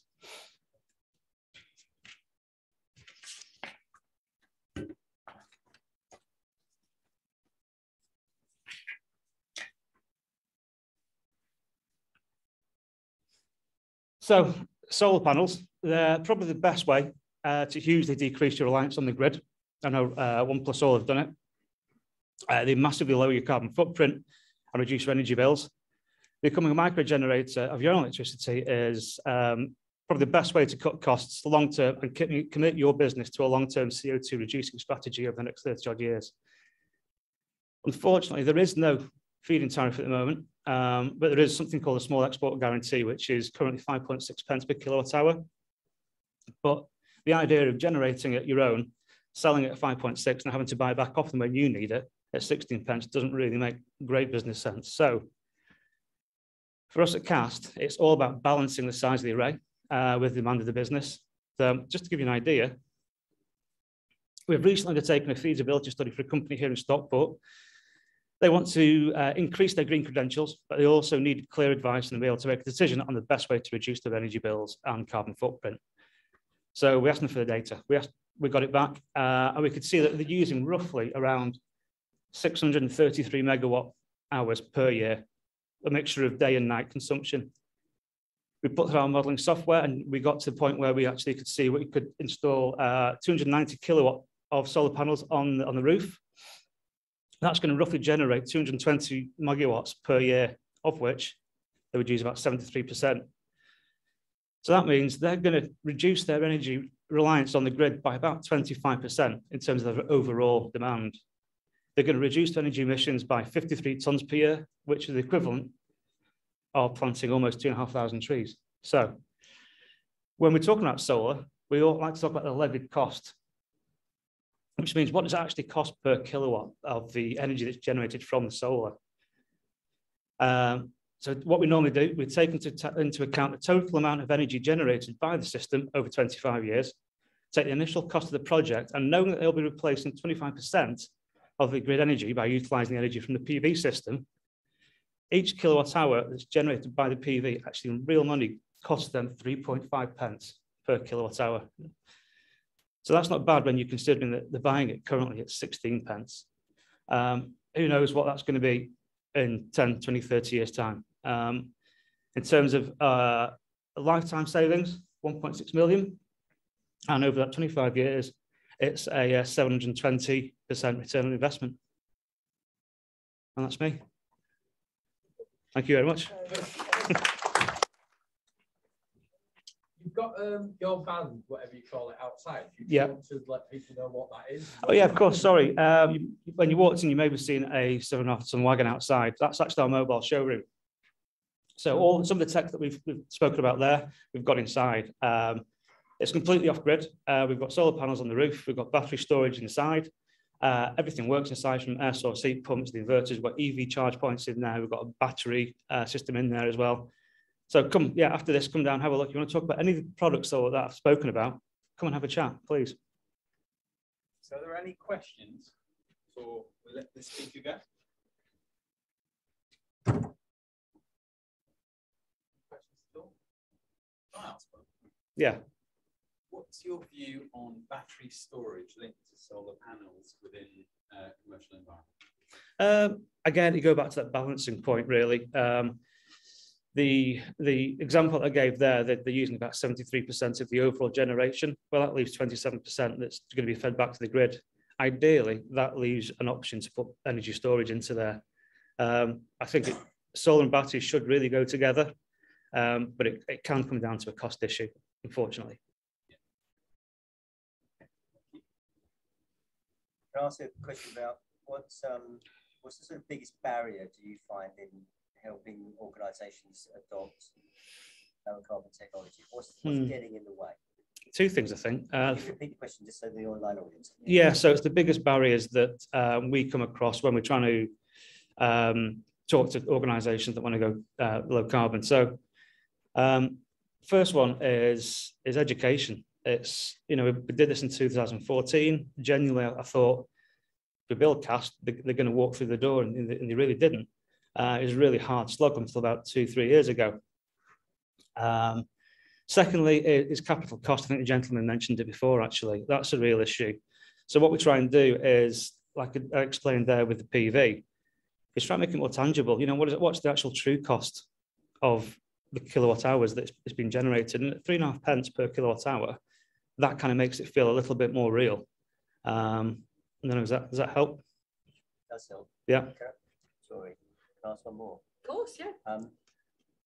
In Kent, could you repeat the question? But in Kent, or in other places, but one of the things was in Kent, we know that they're deploying, the Kent County Council and its sort of subsidiaries are deploying grant funding to enable organisations to choose technology to implement. Mm-hmm. Just to join the dots here with these gentlemen from the council, yeah. Are you experiencing that here in Stockport? What, to join the dots with the different technologies? Well, for 40% grant funding to come from the council. Have you seen that here? Yeah, we have, but it's only residential. Sorry. So Steve's talking about what grant funding is actually available, and I think probably Nick will probably touch on that later on. Maybe, maybe in the Q&A session. We're not really seeing a great deal coming from the government in terms of commercial grant funding at all. Residential, yes, if you're in fuel poverty, we see that, but not really, unless I'm sadly mistaken. It'd be nice if there was a more positive answer. No, so we're struggling seeing that, in fact, yeah. There's no visibility that we've seen of that.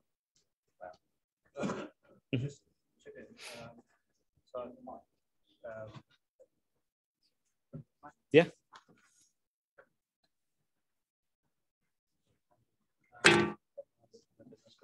We had grants running right up until the end of September for businesses. And that was 50% then invest in low carbon technology. We all hope to have something in the new year, but at the moment we don't. So that is running for the next 5 years.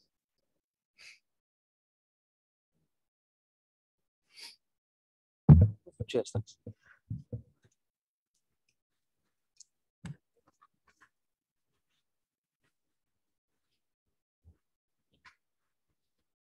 I was actually reading an article in the Financial Times this morning about electric vehicles and how green they actually might or might not be. And one of the things that it talked about was when the life of the battery in an electric vehicle is done, contemplating putting it into homes, because of course that's a big issue. And I just wondered whether CAST had been involved in that, aware of it, and whether you've got any ideas on whether that's a feasible use of an end-of-life battery in a vehicle. Yeah, fair.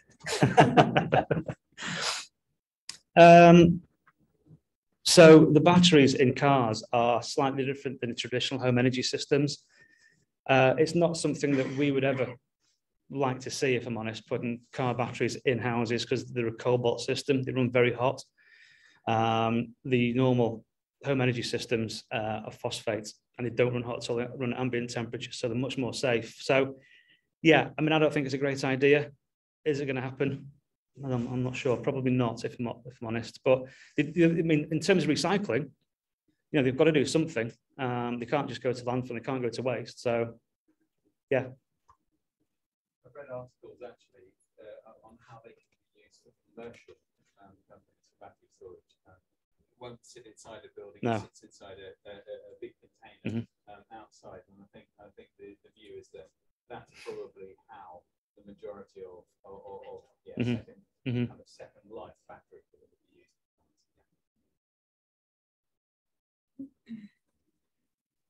Yes. Yeah.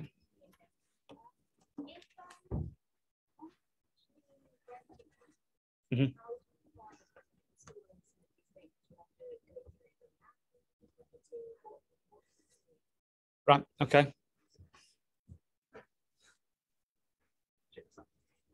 So the question was, in commercially rented properties, what is the process, I suppose, and are there any obstacles to putting any of this equipment in?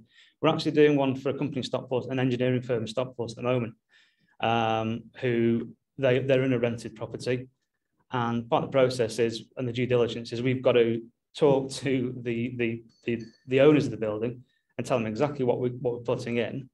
It's got to pass their due diligence and make sure that it's not going to impact the building should they leave and remove the equipment to start off with.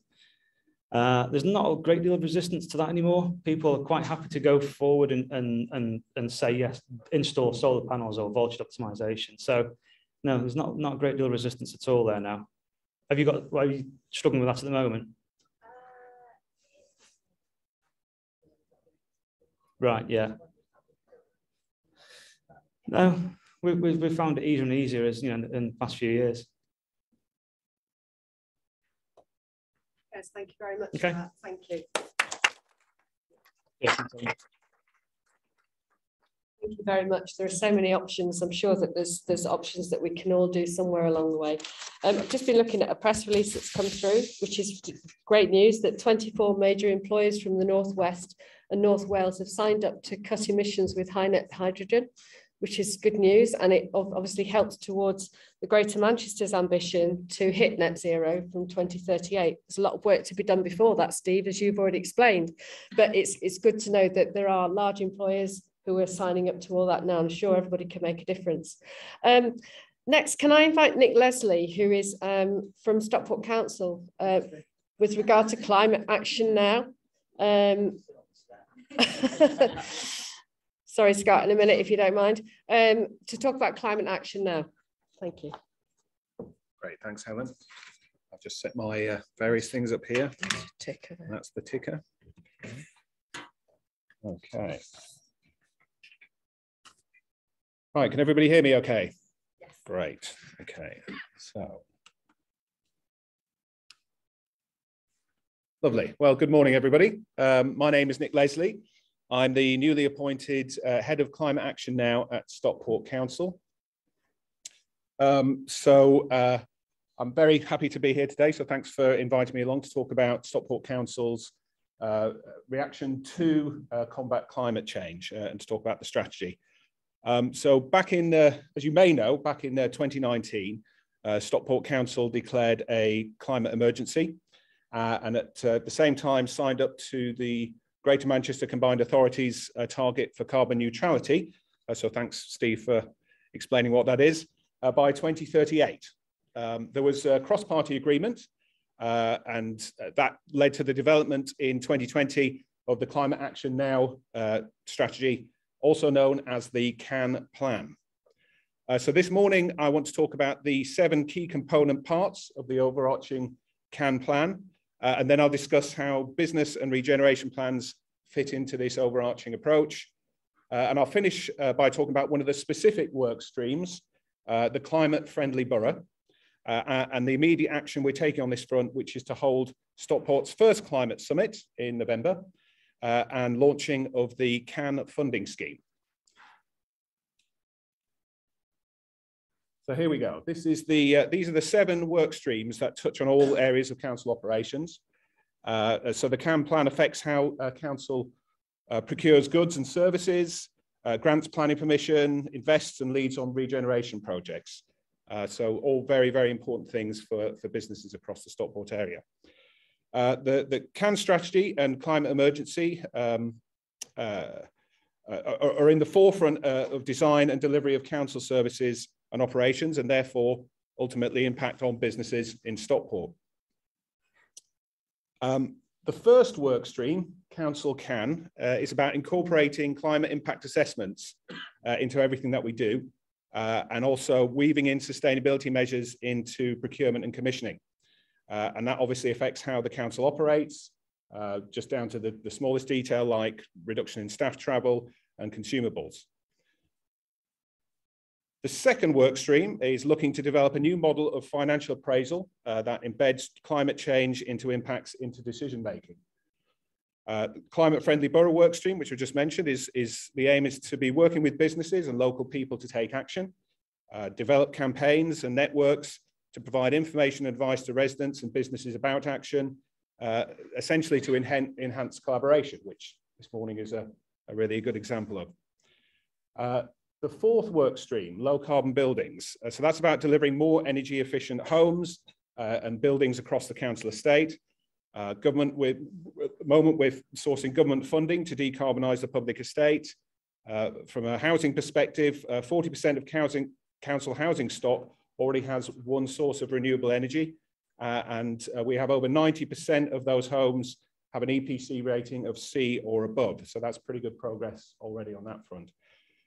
Renewable energy, the fifth work stream, focuses on making sure future energy needs of the borough can be met in sustainable ways, maximising sustainable energy and heating systems in new and future developments.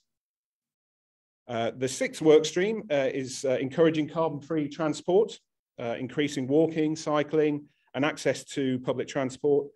So we're continuing at the council to transform walking and cycling opportunities and enabling people to use public transport. And the final work stream is about protecting and enhancing the natural environment.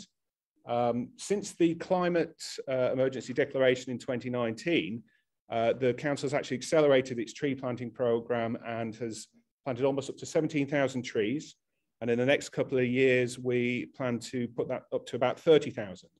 So there is a plan in place to increase grassland meadows, orchards, and woodlands, which will, of course, hopefully increase biodiversity across the borough, but it also offers natural ways to mitigate the effects of climate change, such as from extreme heat and flooding. So you're probably wondering why I'm here telling you about the council's Climate Action Now plan. Well, it's because engaging with businesses is a key factor in achieving our goals at the council. It's estimated that businesses contribute to 25% of Stockport Borough's greenhouse gas emissions. So we believe it is essential to work together with businesses to promote best practice and the sharing of ideas, which will help the business community reduce their greenhouse gas emissions.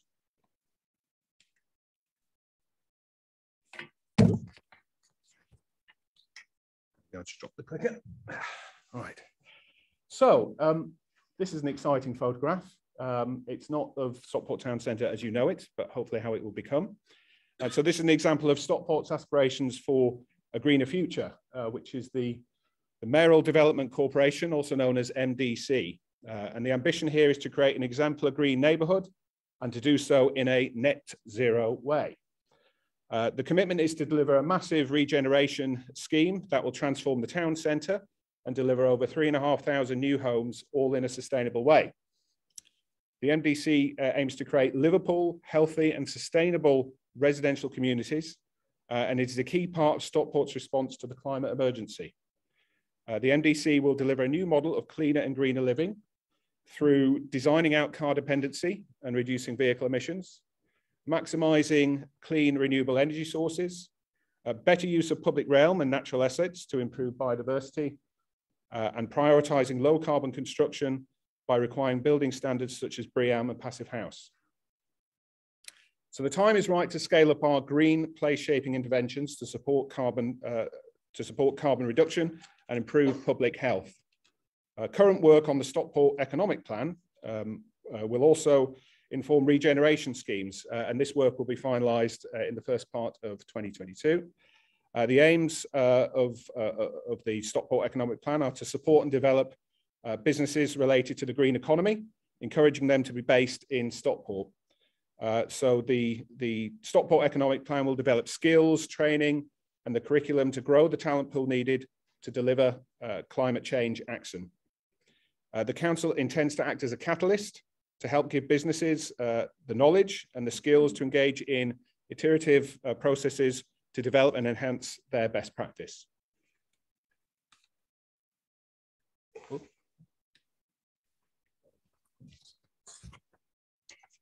So, as previously described by the climate-friendly borough work stream, one way to help build climate networks and cooperation across businesses, residents and community groups is to bring people together to discuss how to collectively address climate change.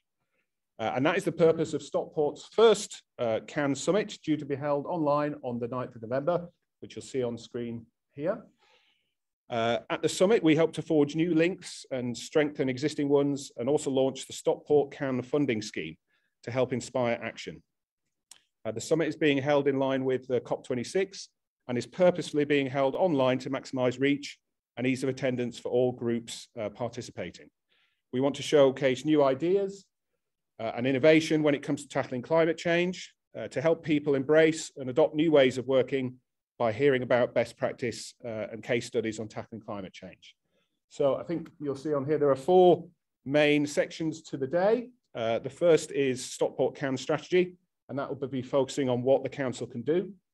The second is business, and that hopefully will build on today's summit and focus on assessing and measuring environmental impacts, so more information hopefully for this community too. The third section is on young people. So really we want to harness the passion and the energy and ideas from one of the groups who will, let's face it, probably be the most impacted by climate change. And so we want to use that energy to make a difference and to inform what we do. And finally, the fourth part of the day is communities. And so we want to encourage individual behaviour change through education and advice through these community networks. The purpose of the summit is to engage and inspire residents who are not yet active on climate change. So trying to attract people who might not necessarily attend events, who probably not attend events like this, but try and really engage people who aren't yet on board. As an example of this, I'd like to highlight the Stockport CAN funding scheme, which is being launched at the summit, and hopefully will encourage a myriad of micro projects that directly reduce and mitigate local greenhouse gas emissions. So again, the council acting as a catalyst and hopefully engaging residents with the CAN strategy. So each ward across the borough will have access to £9,000, and that will start from November 2021 and go to December 2022. We're also in the process of engaging with schools and businesses, residents and community groups to develop the agenda and content for the summit. So we'd love you to, throw you all to join, and there's ways to join on here to book on. So see this as an open invitation to come along to our summit. I just realized I didn't put my contact details on my slides either. So if you want to get in contact with me about anything, by all means, my email address is stockportcan@stockport.gov.uk. So that's stockportcan@stockport.gov.uk. And Steve, I think you were asking a question about earlier about the funding side of things. So hopefully I've raised a little bit there. It's only very meant as seed funding is the CAN funding scheme. but I think that's something that we need to do more of at the council, is to reach out. And again, this is the purpose of the summit, to build these networks and reach out and give this information that people are crying out for. So anyway, in summary, the council has a big part to play in combating climate change and reducing greenhouse gas emissions across the borough, but it can't do this on its own.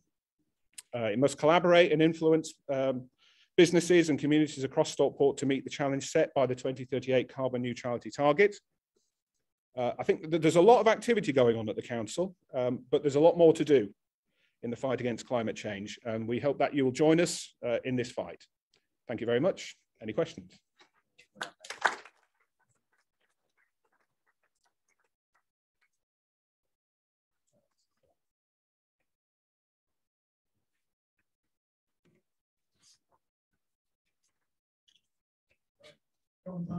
Thanks very much. Yes, a lot of initiative, and over the years, of course, Stockport has managed to build houses. Great amounts of pension funds, you know, it's also building, and they will be to a high standard, a higher standard, I think, than many of the commercial developments. But we've got about 126,000 houses, residential units in Stockport. Stockport owns the council owned social landlord has about 8,500. How can you influence the remainder, other social landlords, private organisations, owner occupiers? Because we've got, you know, we've got to look at the whole.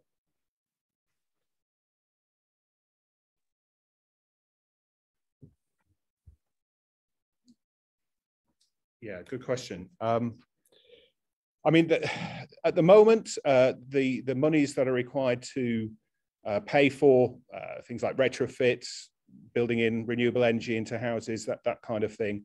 I think I've alluded to this earlier. It's on a fairly ad hoc basis.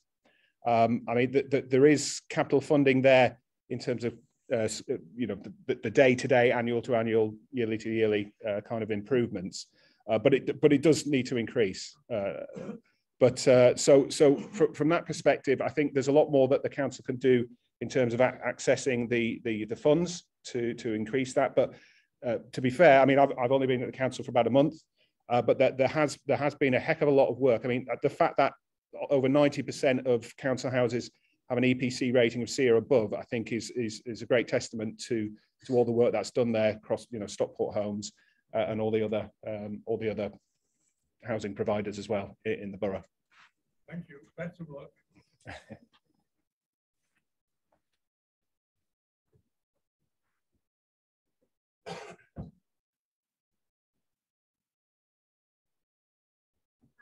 I'm Adam Murphy from Stockport College, and I just wondered within the council if there's any discussion about improving the use of public transport to encourage people from a very early age to get to the habit of using public transport. I'm just quite interested to see that most of us came by car. Why is that? You know, why many people here might remember the 10 pence bus ticket we had when we were younger. But there's nothing like that now for children, apart from 16 to 18-year-olds who can get the free R pass. I wonder if there's any intention to actually spread free transport to children so that that stops the mums jumping in the car and dropping off them short haul travel. And it encourages the next generation to actively jump on the bus, which I think in places like London, it's much more accessible and it's much more normal to take public bus services. But I don't think cars are very good, very reliable, and they don't necessarily cross the right areas. I've got 3 children, so I've probably done all those things. You know, when they can't jump on the bus, I think they're on us.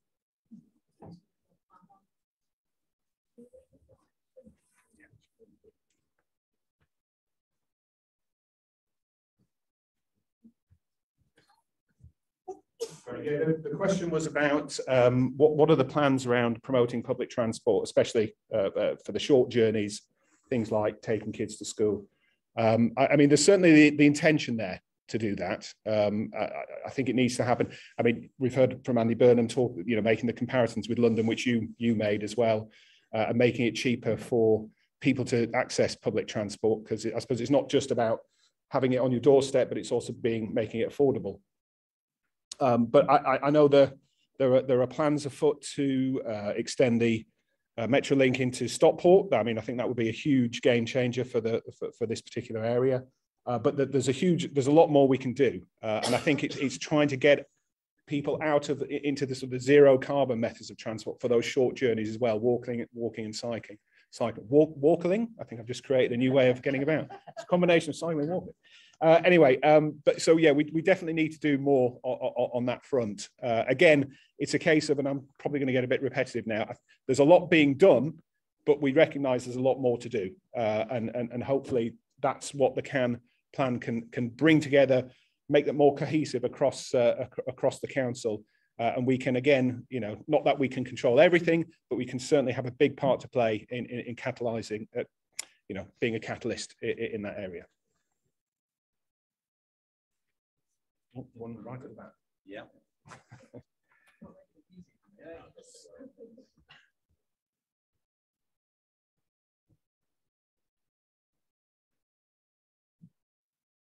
Hello everyone, I'm Alex from the Chamber of Commerce, Greater Manchester Chamber of Commerce.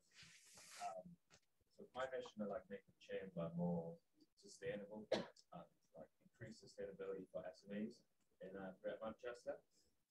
We mentioned biodiversity there, and I think that obviously is a huge problem, just as much as the carbon issue, the decrease in carbon, biodiversity collapse really. It's obviously hard for the average SME to increase biodiversity. Is there any initiatives that will help SMEs get involved? Say where we as a chamber can help organise SMEs and say your area at Stockport, say be able to all invest in the upkeep or buy some land and put people increase tech population or something like that. Is there any way SMEs can get involved in biodiversity? I'll meet you halfway. He's one of those big foods Right, just to repeat a question about biodiversity and what small SME businesses can do to help in that area. So I'd say there is a lot, and again, it's aspirations from our point of view. I think the council would love to partner up with businesses. I'd give a shout out for a program called City of Trees. They're doing a heck of a lot of work across the Manchester region, engaging with businesses and the council to increase tree planting, which will obviously help from a biodiversity point of view.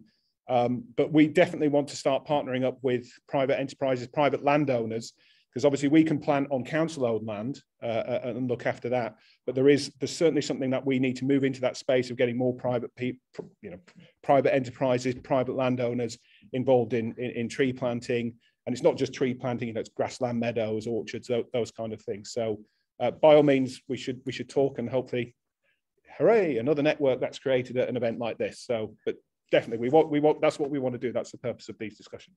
Great, and we've got a question online. Yeah. First of all, it's the anonymous attendee, but they have asked, we've heard a lot this morning about the difference between carbon neutral and net zero. Greater Manchester's target is carbon neutral. Are the councils going to set a net zero target today? That's great. Yeah, I mean, the difficulties between carbon neutrality, net zero, and these sort of quite esoteric targets set in the future, 2038. I mean, that's great because it's moved the conversation along. It's something that we have to do. I personally would like to see the discussion move to more around carbon budgets. I think that's where we need to be getting. We need to be professionalising how we deal with the environment, just like the finance side of things does. They have a budget, they stick to it, working it year on year. You can report on it in a live way. I think having long-term goals set around issues with semantics as well in terms of how you define these things. Everyone has a different definition for net zero at the moment. So I think we need to grapple with that nettle and sort that out fairly quickly. But yeah, discussions are ongoing at the moment is what I would say. I think that's all the questions we've got time for you. So thank you very much. No problem. Thank you. Right, thank you. it's very informative, and I'm sure there'll be plenty of people who'd like to attend the Cannes Summit. If you make a note, it's November the 9th. I'd just like to introduce now, we are a little bit behind, but hey, you know, better that people understand what everybody wants to learn about than not. So I'm sure you'll forgive 10 minutes out. So can I introduce Scott Herbert from Clark Nickel in Financial Planning? Can my ESG pension save the planet? Over to you, Scott.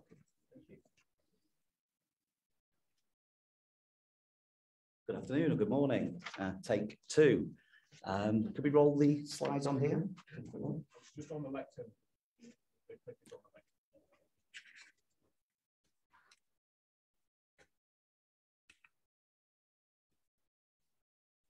First of all, my name's Scott Herbert. I'm a partner of Clark Nickel in Financial Planning.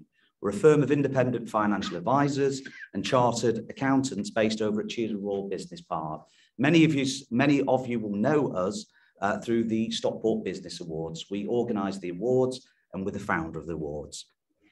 What I want to do this morning is to take a look at ESG investments through company pension schemes. And first of all, what I'd like to do is just to take a quick look at this video.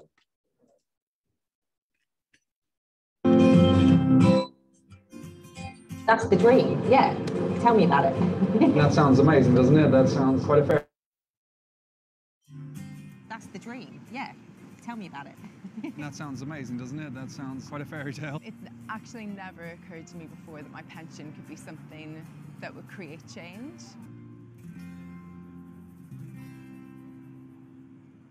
What? Invest in these? Making weapons and ammunition. Cigarette companies, coal mines, oil companies, gambling. No way. None of these things I want my potential kids to grow into a world for.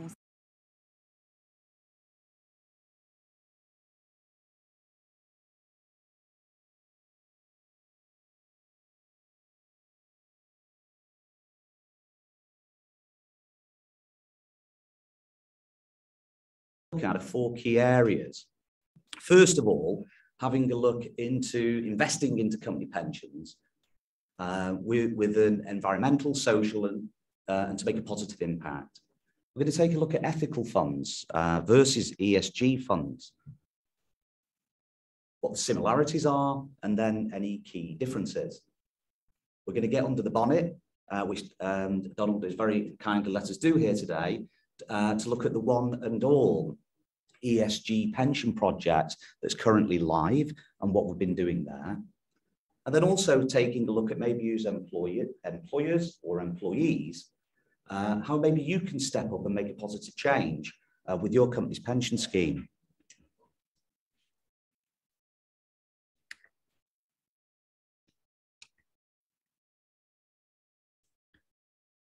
So why investing into a company pension scheme with an ESG focus? How can it make a positive impact? The Green Pension Charter are actually estimating, believe this or not, that there's £2.6 trillion invested into UK pension schemes. It's astonishing. With the natural environment under threat and with a warming planet, the investment decisions we're going to make now, as we all know, will impact on future generations to come. For many years, pension schemes have invested into some of the most unsustainable industries on the planet.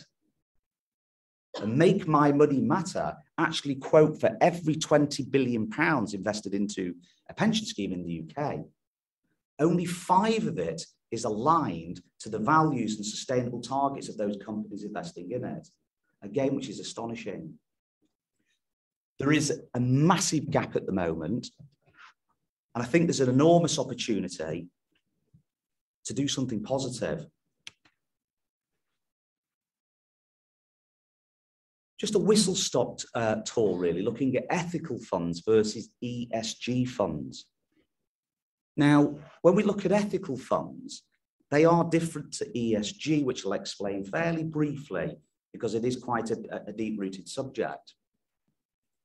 Ethical fund managers generally look at a screening process called a positive and a negative screening process.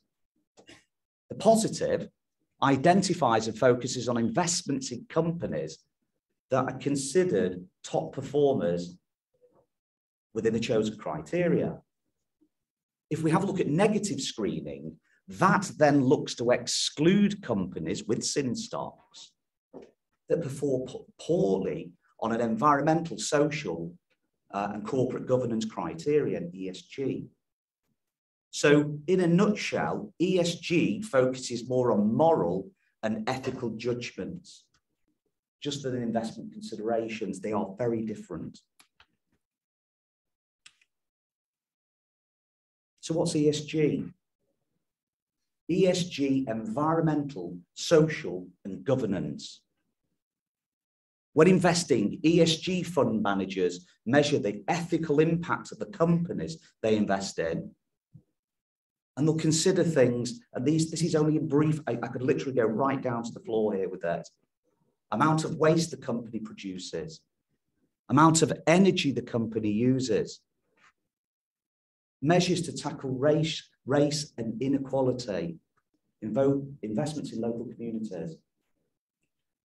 ESG works to encourage companies to find ways to make a positive impact on the environment and society, and at the same time, to take advantage of stock market opportunities for growth. Just in brief here, just to break it down, what's ESG? Environmental. The impact that companies have on climate action, waste management, water stewardship, energy resources, air and water pollution, many, many more. Social, the way the companies manage issues of human rights, consumer privacy, data protection, health and safety, gender equality, there's many more. Governance, the effectiveness of the board's management of a company, including its ownership structure, financial reporting, and its culture. So investment managers of ESG funds should avoid investing in companies involved in poor environmental performance, and as I put there, questionable labour market practices, gambling, arms, etc., etc. And that's regardless of the performance of the funds. Now, one question that I do get asked frequently, are ESG funds or ethical funds higher risk? I think, to be fair, several years ago, that might have very well been the case. The rationale behind that is there was a lack of choice, a lack of diversity with funds available. I don't believe that's any longer the case. Many UK's leading fund managers now have an ESG offering, which we're going to look at shortly. So ESG investing means investing money as sustainably as possible. As I put there, in every sense of the word, it's looking at environmental and social sustainability to make sure companies have governance in place to improve that year on year as well. So by choosing a scheme with a strong ESG investment strategy, you as employers or even as employees, you put pressure on the company to consider this. It's going to continually improve the position.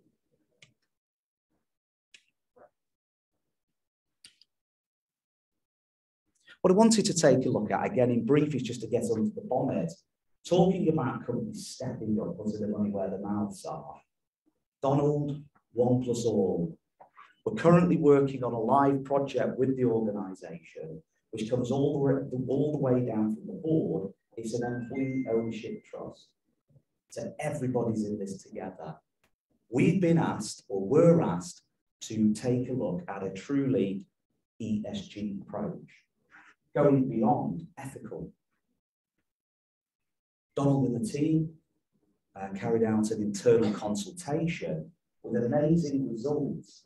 Every single person who they discussed that with wanted to come on board with an ESG approach. And I can back that up because I'm meeting every single individual within the organisation, talking them through what the company is doing and the benefits of what we're about to do. What we then did is we've done some due diligence across their existing schemes. This is something that you guys might need to consider with your current scheme. Can anything be done with that? Is there an ESG approach? There might be an ethical approach. We'll often find there isn't a true ESG opportunity. That was the case with One for All. So what we've done is to source the UK's corporate pension market, and we've implemented a new scheme that's going to go live in December. Now, so what we've done, we've actually found a scheme with one of the UK's leading pension providers. This is no longer niche. This is becoming mainstream. And what we've managed to do is to find an ESG-focused investment strategy with a reduction in cost. Surprise, surprise. We've managed to reduce the cost of running the scheme by 40% for the members. It really is a quick win for the company and the staff.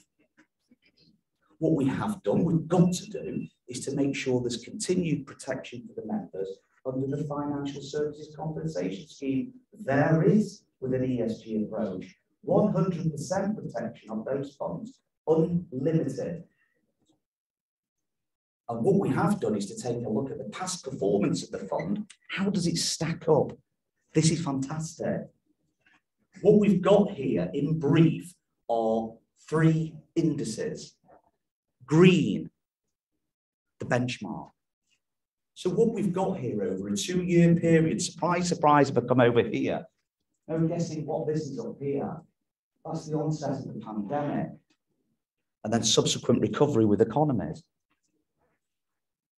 So what we can see there is with the median is 14% growth over a 2-year period. Not bad.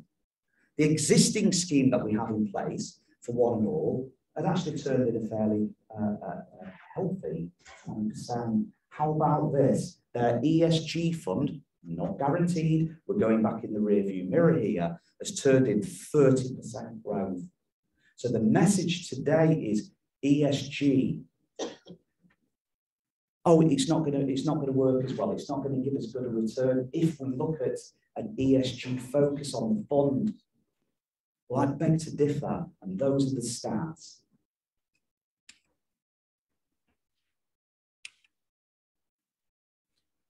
So finally, just thoughts to leave you with is, what can you guys do? How do you step up to the plate? One and All have done it. We're working with other organisations who are in the process of doing this as well, making a positive impact. What you need to do is to firstly identify the pension scheme that your organisation has in place. Simply, does it offer an ESG opportunity? Quite a number don't. What we had to do, we had to go elsewhere to a provider definitely of choice here. We're not being shoehorned in its ESG. We haven't got a decent provider. We've got one of the UK's leading companies, believe me. It's a great opportunity. I think really to leave you with your own approach to things, you know, how serious are you about making a positive impact? I believe this is a quick win for everybody in here today if you're serious enough about it. You don't need to compromise on performance. And it's going to make a really positive impact. And again, just want to leave you with this.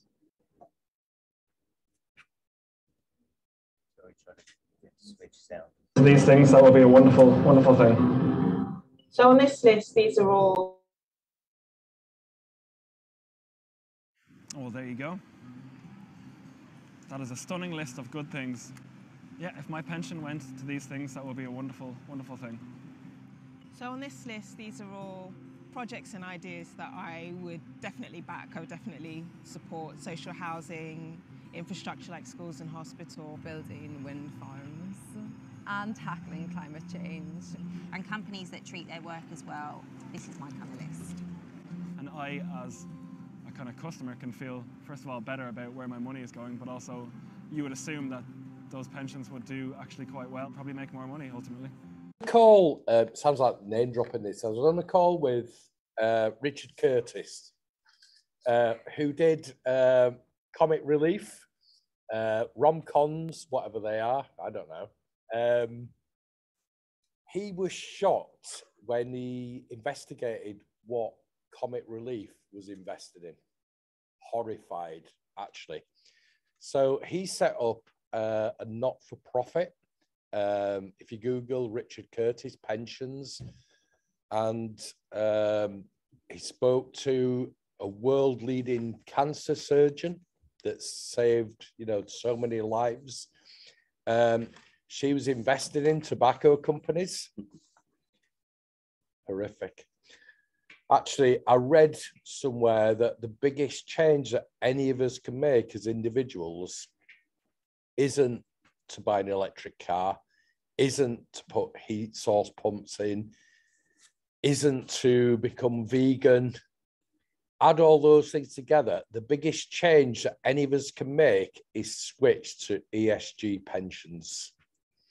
And obviously, I'm not promoting anyone, but Google Richard Curtis pensions. That's the biggest single thing that any of us can do. So just wanted to add that. How are we doing for time, Richard? We've got time for questions, or are we straight on? Straight on. Right. Who to? Ah, is it Megan? Yes. I'm glad that you got it. Isn't it ironic that the Transport for Greater Manchester lead was struggling to get here with traffic? Can I just say thank you very much to Scott?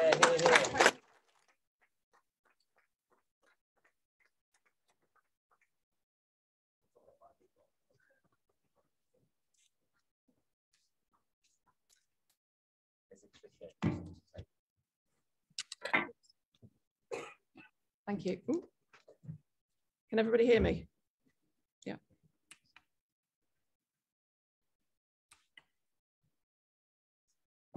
Right, so thank you very much, everybody. My name is Megan Black. As it says there, I'm the Head of Logistics and Environment at Transport for Greater Manchester. Megan, sorry, can you hold the mic up like close to because it's like... Better? Yeah, much better. Right, okay. And I'm here today to give you a short update on where we are with the Greater Manchester Clean Air Plan. So before I start, and because I'm actually in a room, which is a bit of a novelty these days, can I just ask how many people know that Greater Manchester has a Clean Air Plan on the way? Okay, not bad, but great that I'm going to be informing some people of what's coming. So what is the Clean Air Plan? So sorry, I'm just going to have to stand here. I hope that's okay because the slides are interesting. So the Clean Air Plan has been pulled together because air pollution is linked to a wide range of serious health conditions and contributes to the early deaths of people every year. And in Greater Manchester, that's estimated about 1,200. Obviously, short term average life expectancy, and our colleagues in Public Health England reckon that's about 6 months. So Greater Manchester is taking action to improve air quality on local roads for now and for future generations. And all 10 Greater Manchester local authorities have worked to develop a joint clean air plan. So whilst I'm here today representing Transport for Greater Manchester, we have been doing work on behalf of all 10 Greater Manchester authorities. And so now they have agreed the Clean Air Plan. That Clean Air Plan includes a Category C charging GM-wide clean air zone, and that is something that has been directed by government to secure compliance with nitrogen dioxide limits on local roads. And that needs to be done in the shortest possible time and by 2024 at the latest. And also the Clean Air Plan includes over £120 million of financial support that we're going to be able to offer Greater Manchester businesses, people and organisations to upgrade to eligible non-compliant vehicles.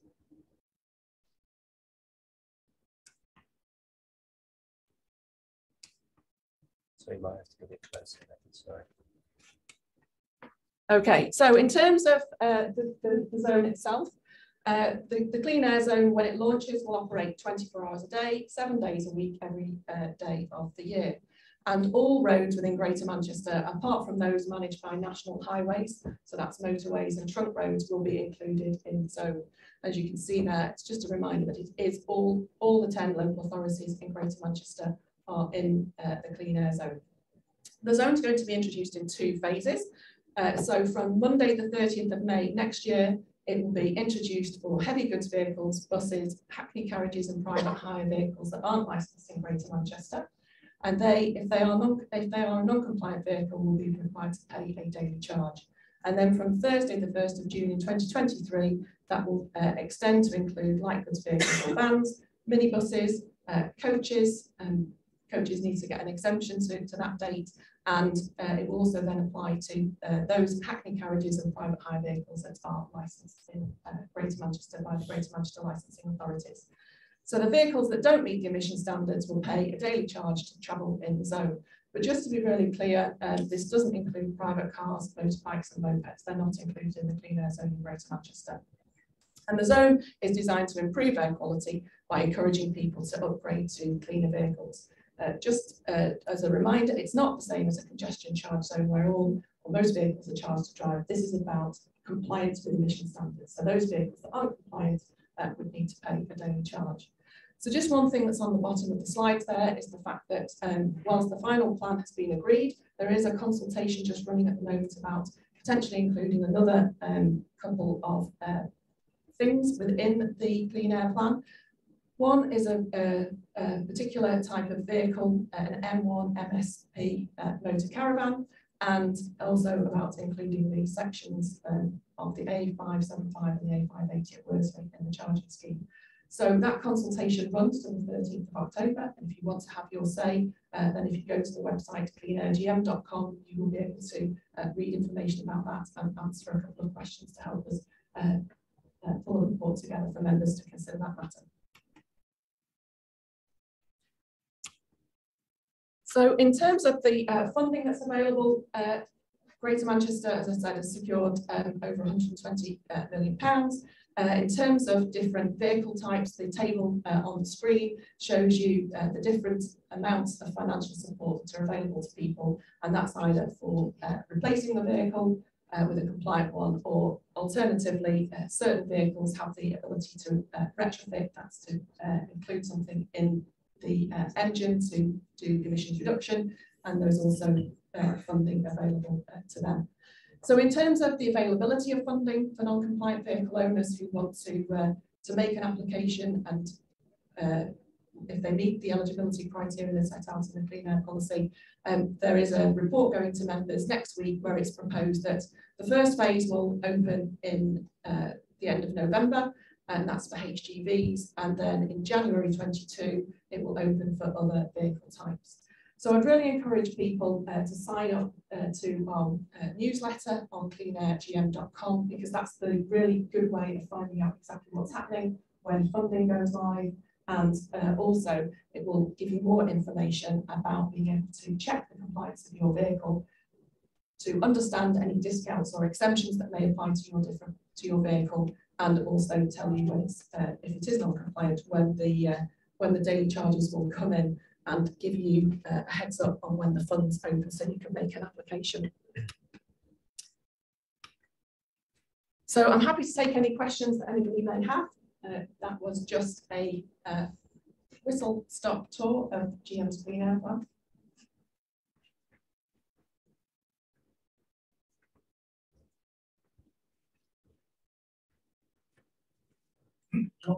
I'm a bus user, came by bus this morning. One of the other issues is, of course, to speed up commuter times. I think at the moment, or pre-pandemic, it used to be about an average of 11 miles an hour. What fits in with this plan on upgrading vehicles, etc., to reduce the number of vehicles and take the opportunities of perhaps a reduced rush hour, which is coming in the pandemic, permanently, because it's not only about upgrading vehicles, it's about getting more people for longer distances to use public transport.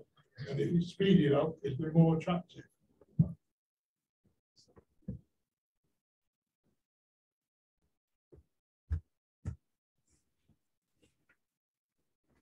Yeah, really good question, and probably ties into something that was Nick was asked earlier as well. So the Clean Air Plan is about cleaning up the vehicle fleet that's out there to compliance.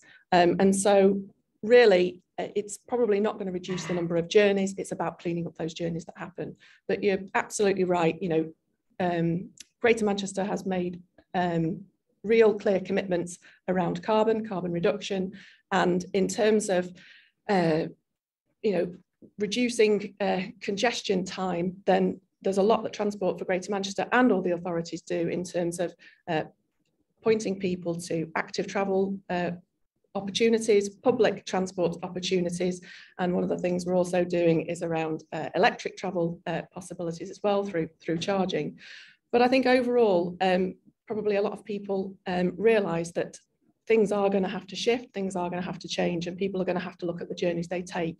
And that is something that I think is a conversation that's going to be ongoing for some time, and needs to come through as part of all the work that's, or the strategies that have been put forward. So in terms of the Streets for All strategy, looking at the places that we've got and looking at how we can make those more attractive to people to do those shorter journeys in a more active way. And then obviously that will have benefits to congestion. And you know, one of the things that I think as certainly as Transport for Greater Manchester, we're certainly looking forward to is the government bringing forward the toolkit that they've outlined in their decarbonising transport plan that is going to come forward for local authorities. We're absolutely waiting for that to land so we can have a look at it and understand, you know, what tools they are going to put in the box for us to be able to use to move things forward.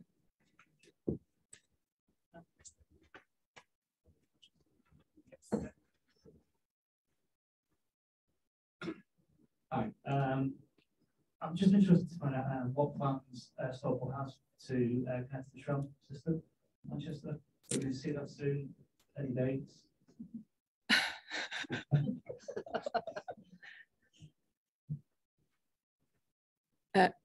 Unfortunately, I don't have any dates to hand. So, but it's certainly, I think, something that we know that that Stockport aspire to in terms of the tram to Stockport. Yeah. Question here. Just a question in relation to sort of the logistics around replacing vans, upgrading them. There's quite a few councils beginning to do these schemes, supply and demand. I suspect and already seeing that demand is outstripping supply in the van market, both second-hand and new. And it could well be that there is a problem with getting older vans or getting new retrofit done. Is there flexibility if that is a problem?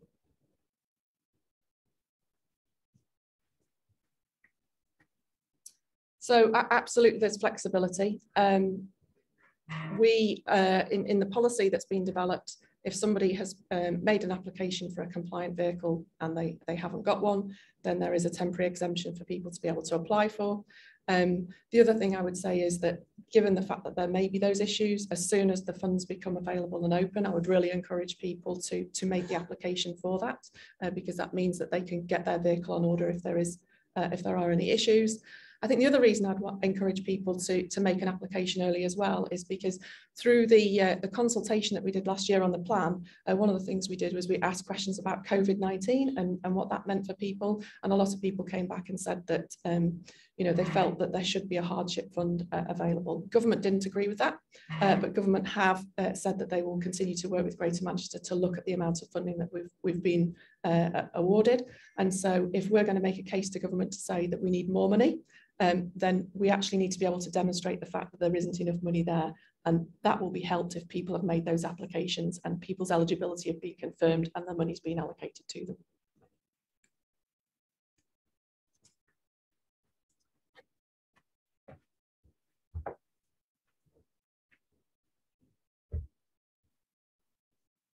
I think where you drive real change is where you make people personally accountable.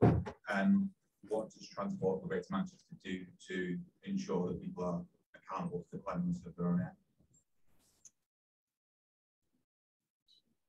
Yeah, okay.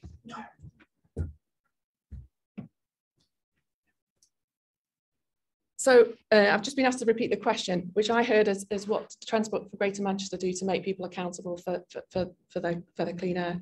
I don't think it's just Transport for Greater Manchester that made people accountable. I think we all have to be responsible for the emissions that we produce, whether that's, you know, from the vehicle that we're driving or the way we're heating our buildings. So, you know, the accountability around nitrogen dioxide was given to the government. The government lost a number of court cases and therefore devolved the responsibility down to the local authorities, and that's why we've got a joint clean air plan. You know, who knows what the future brings in terms of people bringing action to make things change and to you know, to give other sort of legal imperative to doing certain activity. I think my question was more around how do we give people the awareness? Okay, how do we give people awareness around it? It's a really good question. You know, I did the show of hands at the start. Some of you'd heard, some of you hadn't. We need to be talking about this because if we don't talk about it, then how do people know? Not everybody is linked into social media. You know, some people are worrying about the end of the week, not the end of the world. We've got to make sure that our messages are clear. They're not frightening people. They're showing that you can take positive action to make a change and explaining how that can be done. You know, we all have to live more sustainable lives, you know, and we're all looking for how can we do that and how can we get those messages out there. So if anybody's got any great ideas, I think we're all here to listen today. One more at the back.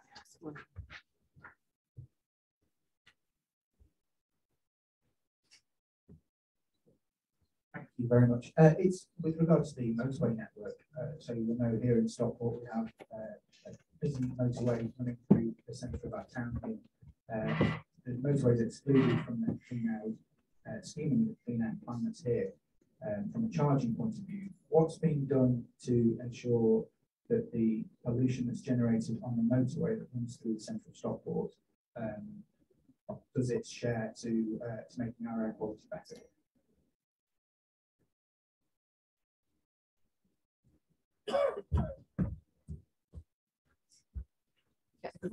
I know, I am. Right. Again, another really good question. So National Highways, formerly known as Highways England, have been instructed to act by the government. They've just been instructed to act in a slightly different way to the way that the local authorities have been asked to act. So they are taking action, and you will have seen that on some stretches of road in Greater Manchester, speed limits have been introduced, and that's around reduction of emissions. However, in terms of the strategic road network in Greater Manchester, particularly the M60, it does carry a lot of local traffic. So if we see a cleaning up of the local fleet on the local roads, then we will also see a net benefit to what's going on the strategic road network as well.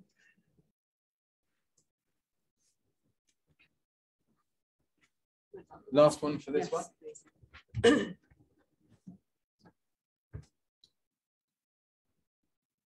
Hi, just wondering, obviously, what percentage of curriculum you could traffic within the area is privately owned vehicles, what I'm doing for to try and get people to reduce their travel in that vehicle? I don't know the answer to that off the top of my head. Just say.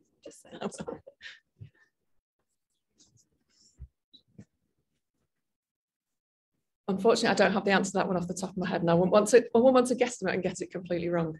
But yeah, it's something that we. Pardon?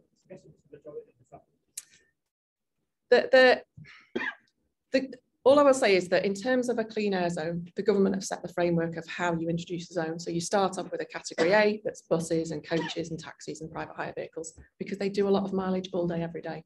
You then introduce heavy goods vehicles for the same reason. You then introduce vans for the same reason and minibuses. When you get to private cars, 90% of the time they're just sat there because they just transport people on a to and from journey. So with regard to that, there's an awful lot of work that's gone into the modelling of the Clean Air Plan that's been validated by the government's technical independent review panel to make sure that Greater Manchester will achieve the emissions that it's looking for to meet the local, to meet the nitrogen dioxide limit on local roads.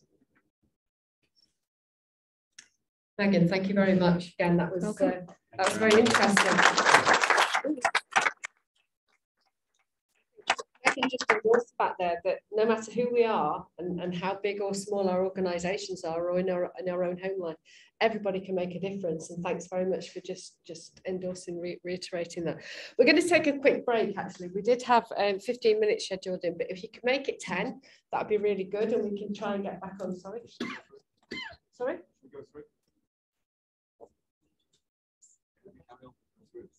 Oh, no. Yeah, 10 minutes. Sorry, Richard, I didn't quite get that. I must learn the sign language better. Yeah, if we just have a quick 10-minute break, and then we're back to hear from Steve Oliver, CEO of Music Magpie, who many of you will know, Kevin from the Growth Hub. Just saying we've heard lots of ideas about what we should be doing, but now we can hear about how we can do it and what help there is available. And then Steve is going to closing address and wind up before we have lunch and networking. So quick 10 minutes if you don't mind, folk, and back in here, yeah.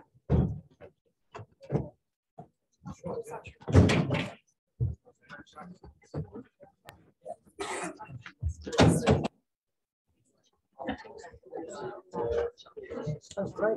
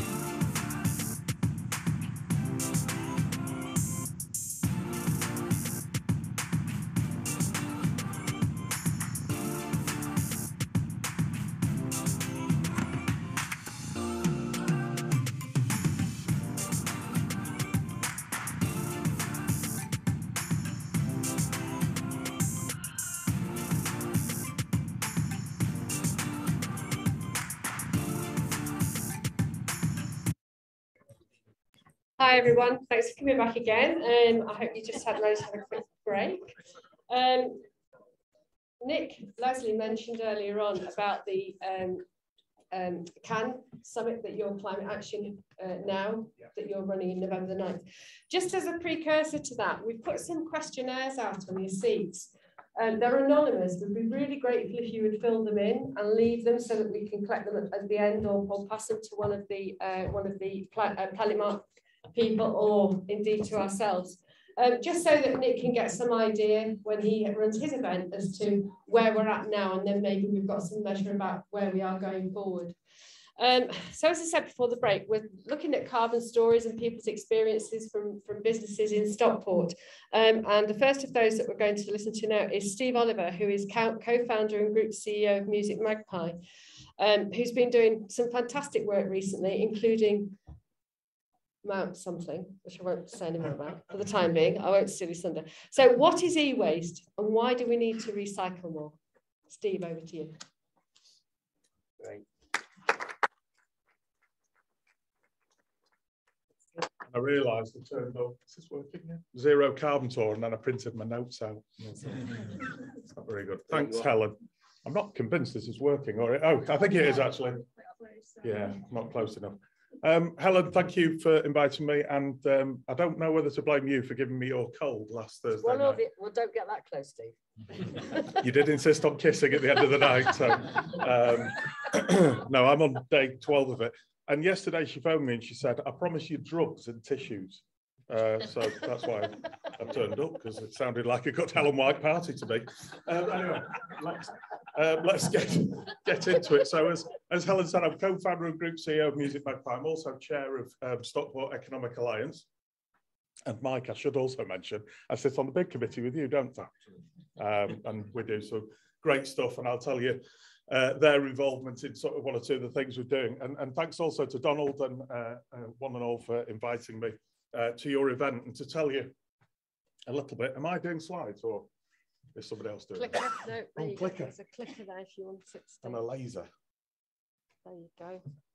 It's that one. The right one. Yeah, thank you.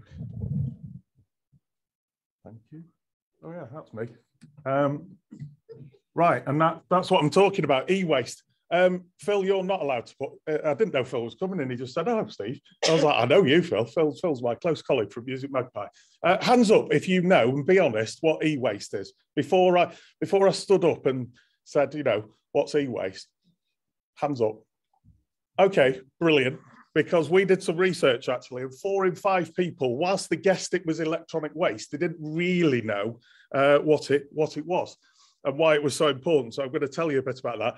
And even then, when we told them what it was, an electronic waste, most people didn't believe, and we've got some great stats for how many people didn't believe just the problem it was giving. So I'm going to tell you a little bit about both the problem and the solution. And the problems are all on the left-hand side, and there's some incredible stats here.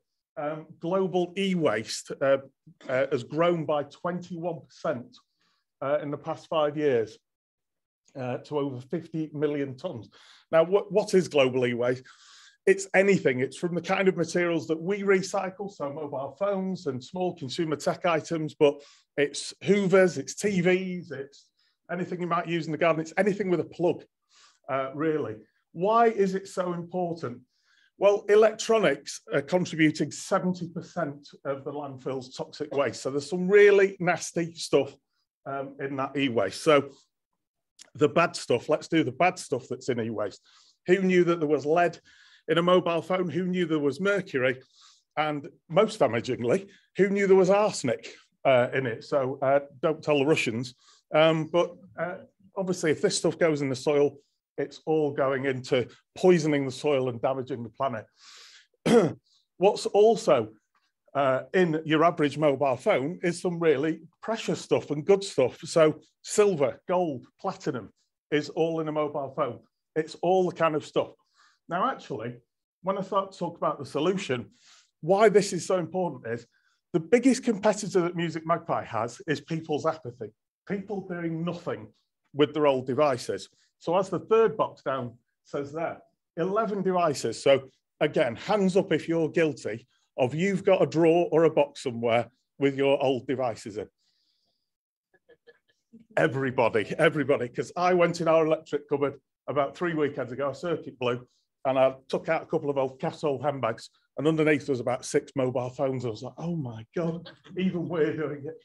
So I told Kath off, it wasn't my fault, and the girls. But £16 billion worth of old stuff, that is the biggest competitor that we're fighting. And we'll tell you what we've tried to do as a consumer awareness campaign. But yeah, at the bottom, current rate of global, this is global, so we're a bit better in the UK, but 17.4% of e-waste is being recycled currently. The rest is just, if it goes in that drawer, if it goes in that box, it ends up in landfill eventually. Everybody does it, don't you? You keep it and you get your new one and then you think, I'll just keep this in case I need my old one, in case this breaks or whatever, or I'll give it somebody. And then you do end up with 11 in your drawer. What's the answer then? What are we doing to help do that? Well, we're giving, just in consumer tech, we're giving nearly 500,000. That figure was last year, so I've refreshed it for this year. We're nearly 500,000 consumer tech devices a year that we're giving a second life to. And actually with our circular economy, it's more than a second life, it's third life, fourth life, fifth life, etc. And I'll tell you a couple of the things that we're doing to really try and encourage that circular economy on e-waste. I should just also mention, some of you may know that Music Magpie, obviously our roots were all in CDs and DVDs and games and books and Blu-rays, etc. We still do them. They're very much an important part of the business. They're about 30% of our turnover still. This is how much weight of that kind of physical media material that we recycle. And obviously most of it's plastic. If you think about the cases, the discs, the actual data layer that a CD or a DVD is a very, very thin layer of very valuable aluminium that we look to recycle. And there's some wonderful recycling stats. And Phil, I'm looking at you because you probably know more about where these things end up. I met a sustainable slippers company last week who are turning plastic bottles into slippers. In terms of our product, the black DVD cases that you've all got on your shelves at home, they end up in road surfaces when they are recycled responsibly. The CD cases end up, you don't really see them much now because it generally works off the mains, but the cups that you get from water coolers, they are generally made out of old CD cases. But that's if they are recycled responsibly. What we're doing is giving a second life to that product. We're trying to offer a service that makes it as easy to make a decision that's smart for you, so you can declutter, you can raise some cash. We offer you, and I'm sorry, I'm going all salesy, we offer you a fixed valuation, free logistics, we'll come and get it from you, and then we pay for it when it arrives in our warehouse. And we're trying to encourage you to declutter, but do something that's smart for you, raise a few quid, but also smart for the planet. And you'll see, I think it was on the first slide actually, that is our logo underneath now, and our strapline that is trademarked. Is smart for you and smart for the planet. Some of you may also know, and I think that's what made me ill, basically. We floated the business in April, which was obviously a big event for the business to go through, and certainly for me personally. And actually the London Stock Exchange gave us the green economy mark. They give that to businesses that do more than 50% of their turnover from recycling activities. And we're about 98%. So they gave us this green economy mark. I think there's less than 100 listed businesses with it. In raw, horrible capitalist terms, it means your share price should trade a bit higher, because obviously there's lots and lots of responsible investors out there. And I think, you know, like consumers, like all of us, everybody has woken up to the importance of making smart decisions for the planet. And I know that's what the whole day is all about. Back actually to the stat up there, 50 million tonnes. The UK is the second worst culprit in the world per capita. So we contribute 1.6 million tonnes of that global e-waste. It begs the obvious question, who's worse than us? And I don't know, I keep meaning to look it up, and I promise I will do.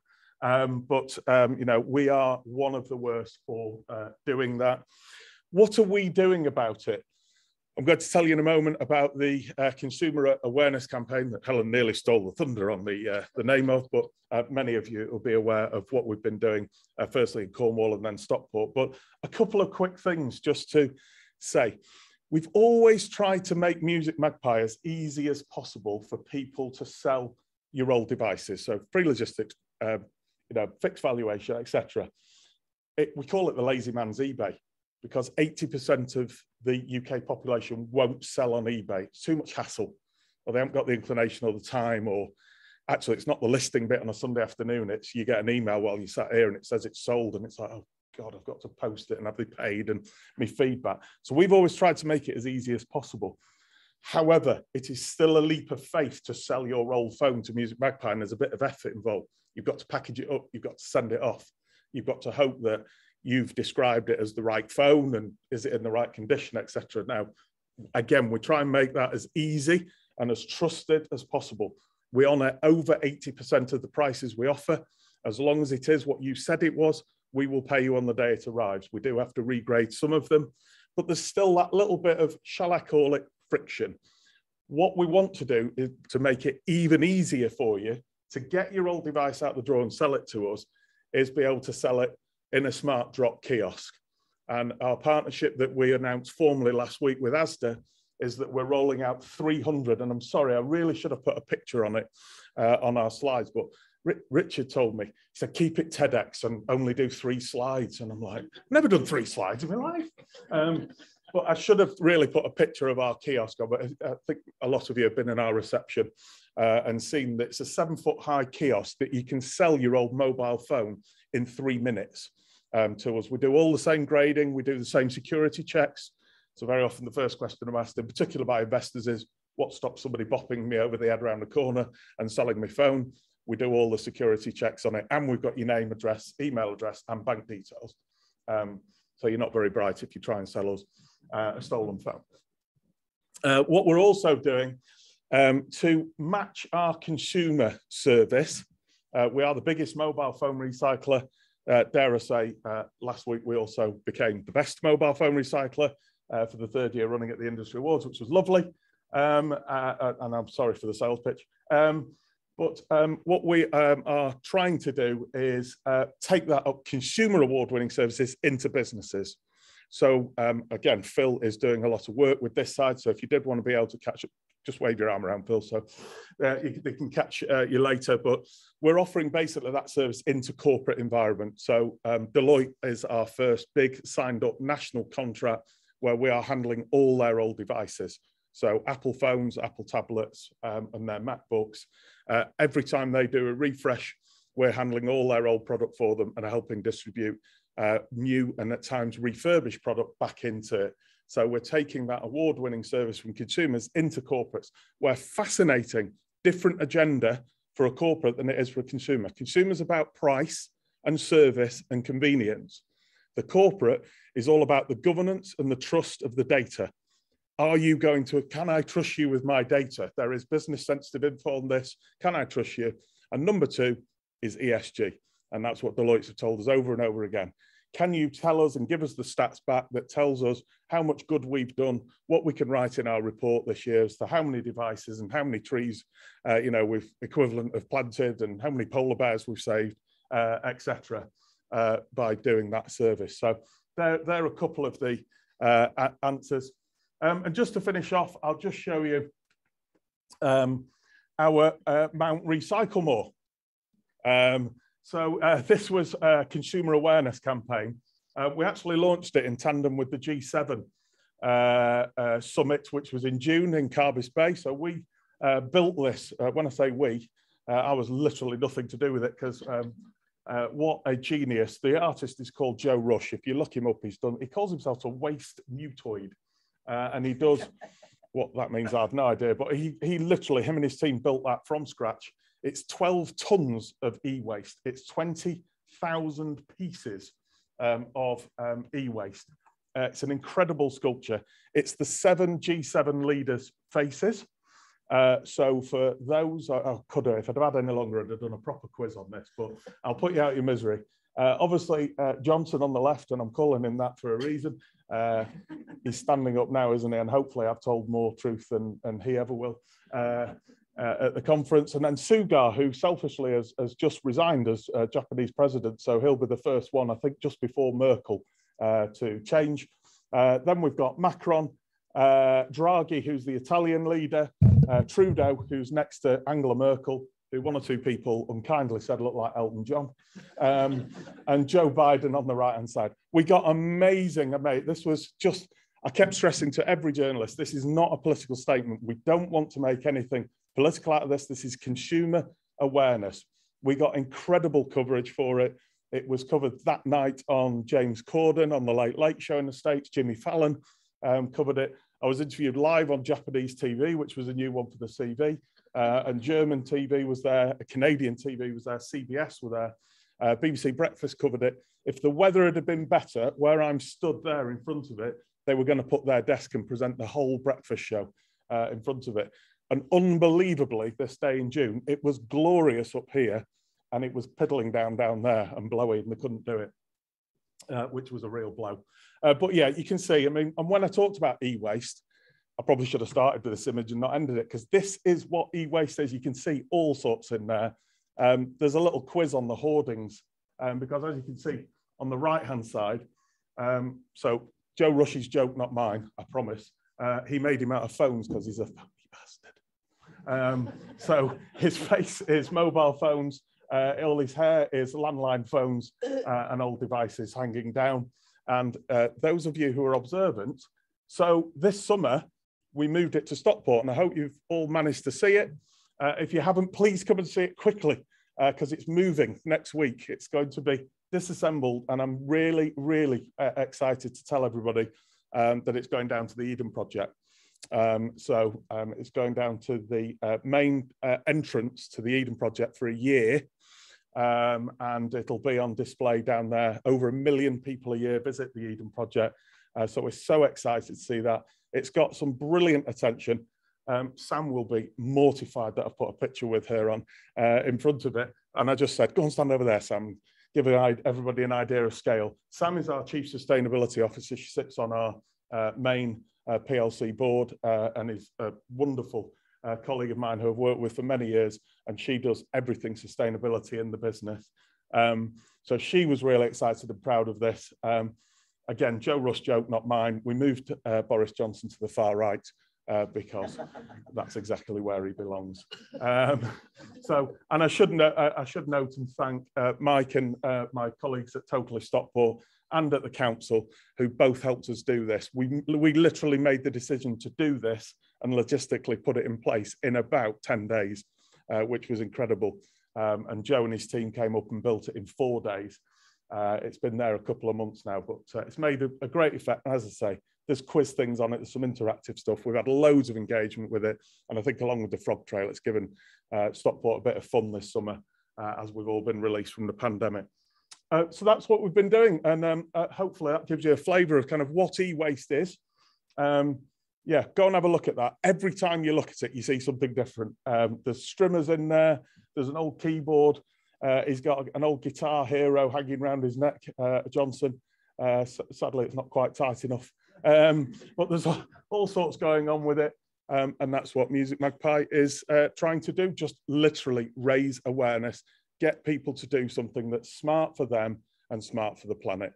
And if we can all do that, it'll be a happier place. So thank you very much.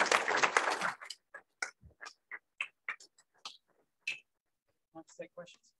Sure. Excellent. Any questions? Hello, Joe. Be kind on me.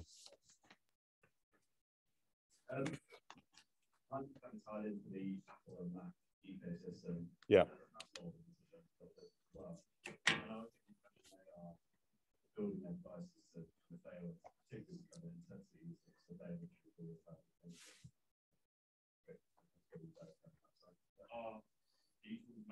Manufacturers start to build recyclability into the way they build Yeah, you've probably read a lot about the Right to Repair Act that's coming with all consumer electronics, and Apple are leading that. you're right, that's really how we then position ourselves. We're helping the manufacturer extend the life of that device. We are actually working officially as an accredited partner with Apple. We are selling new devices, and one or two of our own colleagues have said to us, how does that fit, Steve, with the sustainability? Answer to that is, there are people in this room who will want the latest device. Our job is therefore to get them into our ecosystem, into making them trade their old one and get that product. Clearly, we're going to then make some commercial activity around that. And I don't think I mentioned before as well, we're doing a monthly subscription scheme now. So we're renting our devices as well as selling them. So if we can get that device into that circular economy out the drawer. But I think, I mean, I apologize, I could stand here the rest of the day because I'm really excited about something called Magpie Circular. And Magpie Circular is designed to take our technology, take our operations and logistics ability, take our brand trust and work with any brand or retailer in any product category and provide them technology and a solution that allows them to control the buying back of stuff, whatever their stuff is, when selling new. So if Levi's are selling a pair of jeans or Lego are selling a new box of Lego, we can allow them to trade in their old product that's unwanted, provide value to the consumer, effectively give them a discount off the new one by giving them value for their old one, but then do something meaningful and give them an ESG solution to give that product a second life as it comes back in. So I think the manufacturers and the retailers, you know, Dyson, as an example, for many years wanted to control the secondary market of Dyson because they only wanted to sell new ones. What did they do with them when they got them back? They smashed them up. They literally smashed them up. And I'm sure they tell you they reuse the parts, etc. Even Dyson now know that they've got to be more responsible with the secondary market for their product. Any retailer and brand does. So, hi, hello.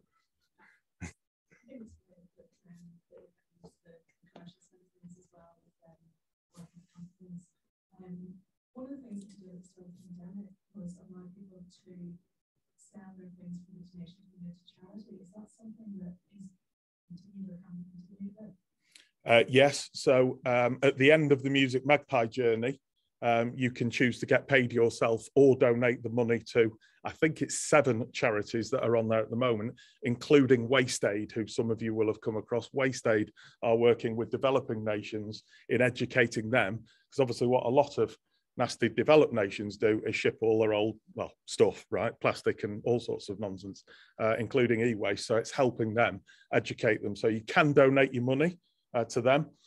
Equally, in June, when we ran the initial campaign in Cornwall, we did a scheme where we donated £1 for every item donated into us, and we raised £30,000 for Waste Aid. So we asked the consumer if they'd like to donate. Unfortunately, and it's something on our dev list, as Phil will know, what we think would be really powerful is if we allowed people to donate a percentage of their proceeds. At the moment, it's binary, nothing or all of it. And I think a lot of people get to the vital moment and go, oh, I'll take the money myself and then I'll donate some. So we'd really like to get into that percentage. But yeah, because often, you know, when I talk about smart for you, smart for the planet, a lot of people just want to do something that Deloitte's, I'll take Deloitte's as an example. They're not, you know, without disclosing too sensitive commercial information, their first batch was 40 odd grand. That doesn't turn the dial for Deloitte's. They donated it straight to their charitable foundation. We can facilitate it directly. We can do that for them or give them the money and they can do that. So it's really a big part of the whole equation, yeah.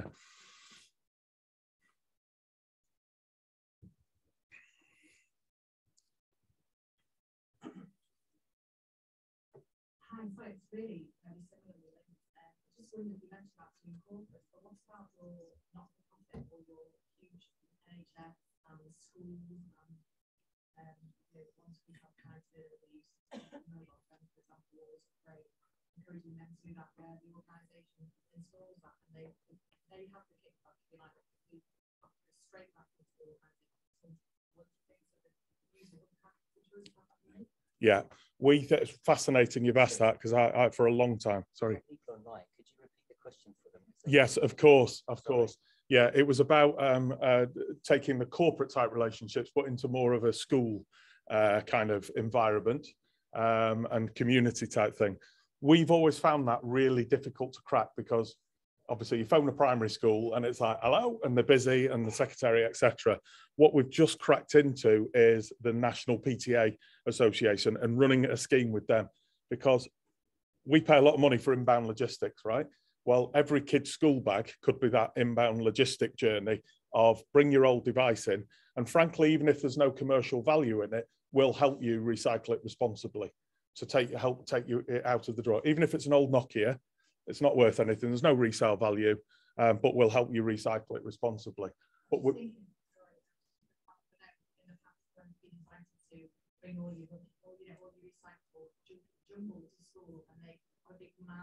absolutely.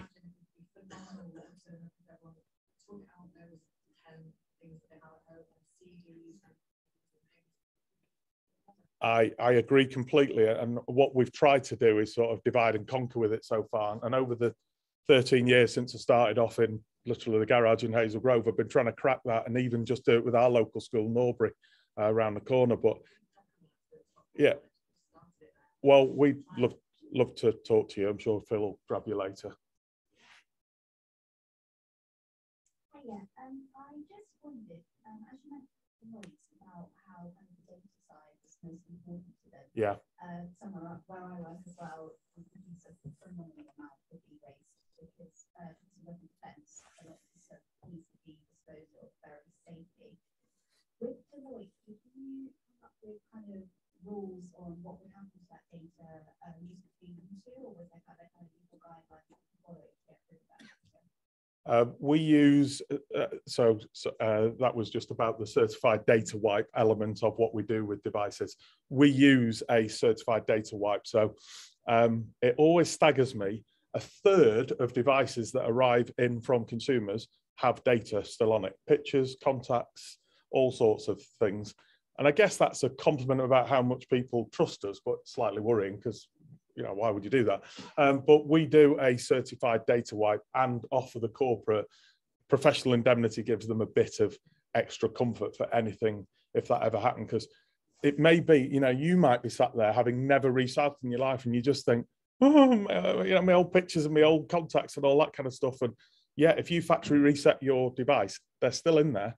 But we try and play hard on that. You know, you can get that certified data wipe. We can give you a certificate either per device or per batch to prove to you that it's been data wiped and we've acted responsibly. ESG, the G, governance, is all about that data trust and wiping that we do with each device.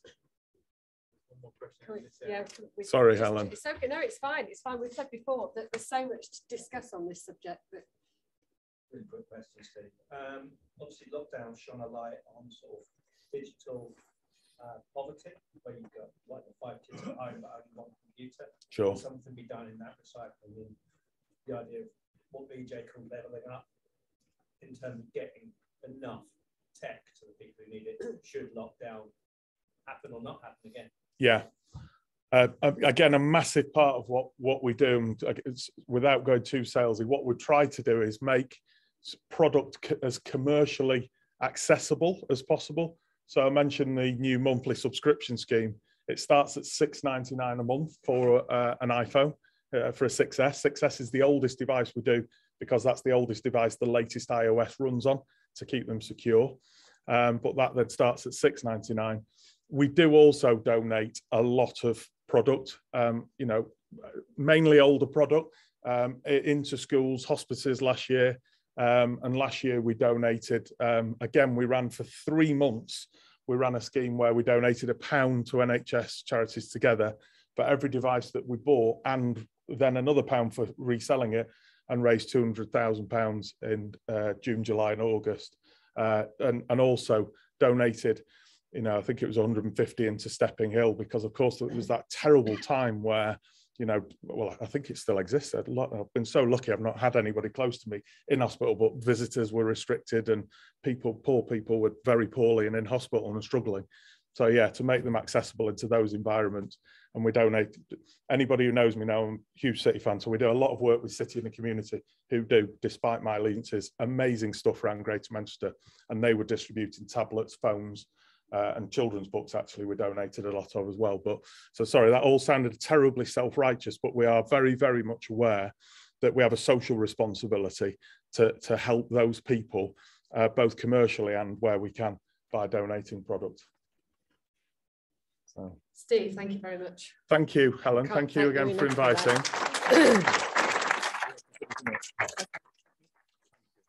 Yeah, it's a subject that we can go on and on and on, and it's really easy to do. So I'm sorry that we are running behind, but we've talked a lot about what we can do, and now we need to find out how we can do it and who's there to hold our hand while we do it. So can I just invite, please, Kevin Lambert from the Growth Hub to come up and talk about what his subject is, Every Business Can. Thank you.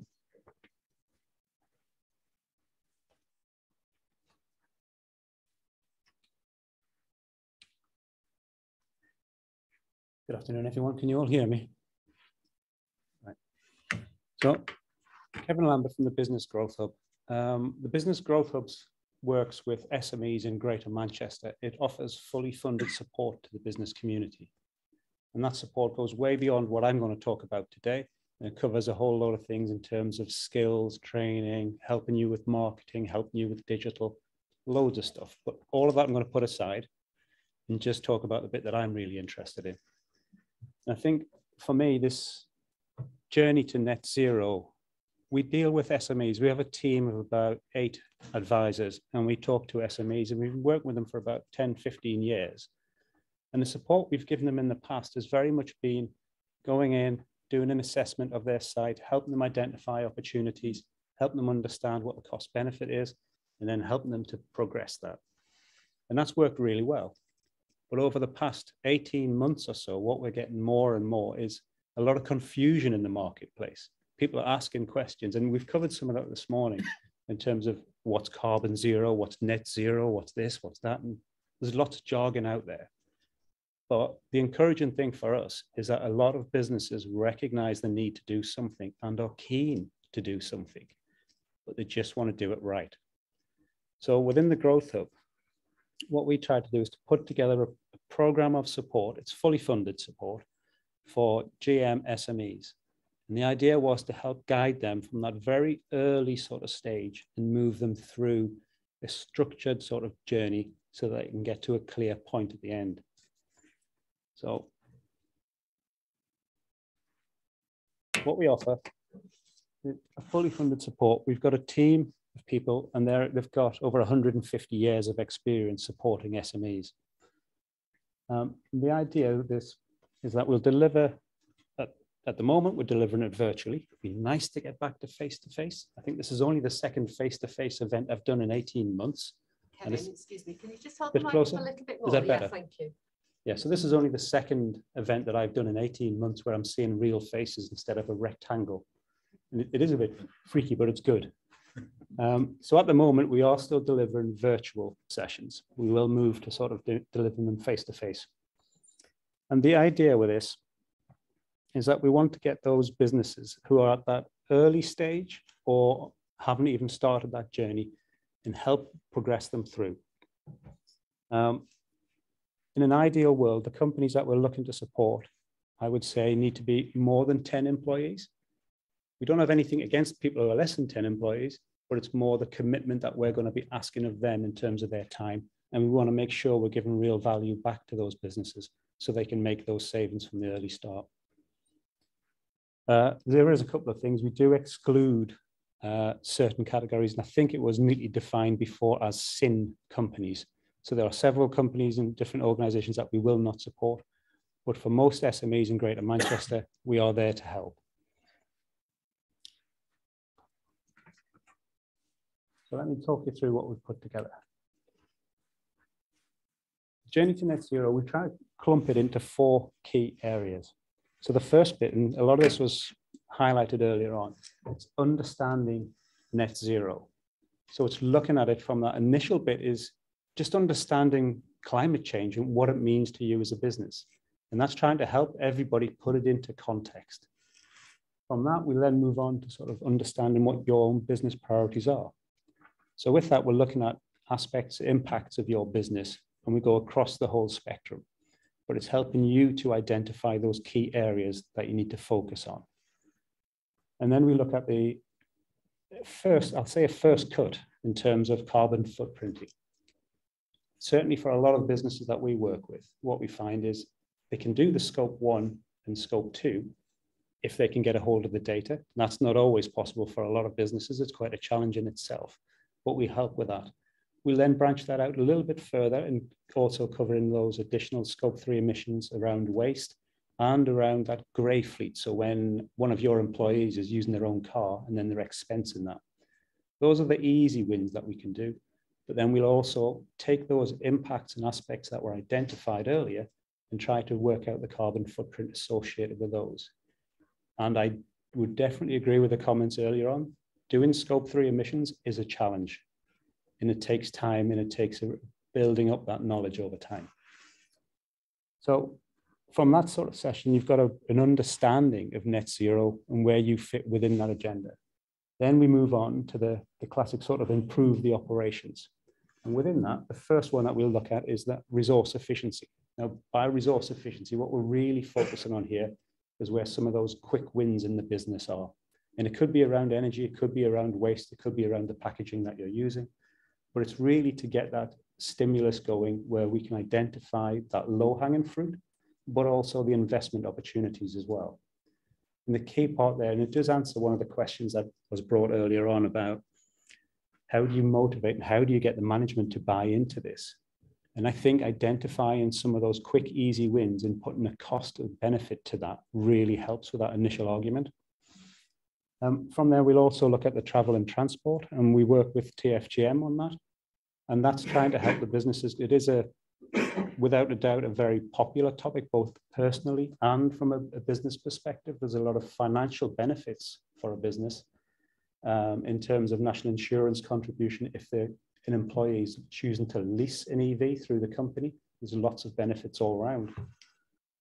But we also look at it in terms of haulage and what transport and how you are shipping the goods around as well. And then we look at the workforce. And I think if there's one thing we can all take away from this today is that what one and all have done by engaging their workforce, they've made a really, really big positive impact. And I think that's often some of the things that get missed when people are trying to focus externally and presenting themselves as a business. Really, they should look internally first and try to get their own house in order and make sure that those staff are bought into it. So we then move on to that sort of the third block, which is building competitive advantage. And we've got there, the top one is the risk in the supply chain. That's kind of morphed in response to, we're on the third cohort of this program now. And within that risk to supply chain, really what we've also highlighted is that there are risks, and it is worth engaging with your supply chain, not only from how climate change might impact, but also in terms of the suppliers that you are working with. I think in the automotive sector, they spent a huge amount of effort stripping it right back, making it quick, lean, really lean, and then down to one supplier. And as a consequence, both of COVID and various climate change actions, those supply chains have been devastated over the years. And I think what we try to do is to highlight and do a heat map in terms of the supply chain to find out where the big issues are. But also we're very keen to promote there's a positive aspect to that supply chain, and it's engaging the supply chain to help work and come up with a collaborative solution. There are a number of examples. I'm not going to name the company, but I will give you an example where the company is in the FTSE 100 and they had a specification on one of the containers that were supplied to that business. And the specification was for 100% aluminium. Specification was put in years and years and years ago, and the product hasn't changed. They engaged with their supply chain, and the first thing that the manufacturer of that container said, why do you want virgin aluminium? And the response, well, that's the best. Response from the supplier, it's the same as recycled aluminium, apart from recycled is a lot cheaper and has a much lower carbon footprint. So the company went away and checked and then came back and went, you're absolutely right. We'll have recycled now, please. the simple wins that you can get just by engaging positively with the supply chain. We then also look at it in terms of the business and the environmental policies that the company has, and helped prepare that first initial environmental policy. I'm not talking about a full environmental system here. That takes more time to actually incorporate into the business, but it's more about helping the business to understand where it is, where it wants to go. And it's almost that first declaration that they can put out externally to say, this is who we are, this is what our ambition is. It's the start of that journey. And then the final one is that building the green reputation. Without a shadow of a doubt, we have a lot of conversation about all the net zeros, all the different jargon and terminology. And it's fair to say there are a lot of businesses out there making very positive statements, but accidentally telling fibs. And for some of them, it's not deliberate. It's just the jargon. They just miss the nuance, or it goes across to somebody in marketing who says, oh, that carbon word, we went from net carbon zero, and now carbon, that's just filling up the space on the line, so I'll ditch a word. And they've suddenly changed the context. But there is still a lot of greenwashing. So one of the things that we're very keen to do is to make sure everyone understands the messages they're putting out and how they can be interpreted externally to try to avoid all of that greenwash. And then finally, which is the implement your strategy. To be fair, I think that's about bringing it all together and giving them a clear plan. But bearing in mind, we're delivering these 10 themes over 7 workshops. It would be wrong of me to say that they've got an absolute clear strategy nailed after just 7 workshops. It doesn't work like that. But what they do have is a very good understanding of the various different facets and how they need to start to build on those and then set themselves a clear plan going forward. For some of them, it's quite simple to go, right, I can now set targets, usually more comfortable setting targets internally before going external, but it's definitely the right step. But they've got an understanding of the key aspects that they need to consider.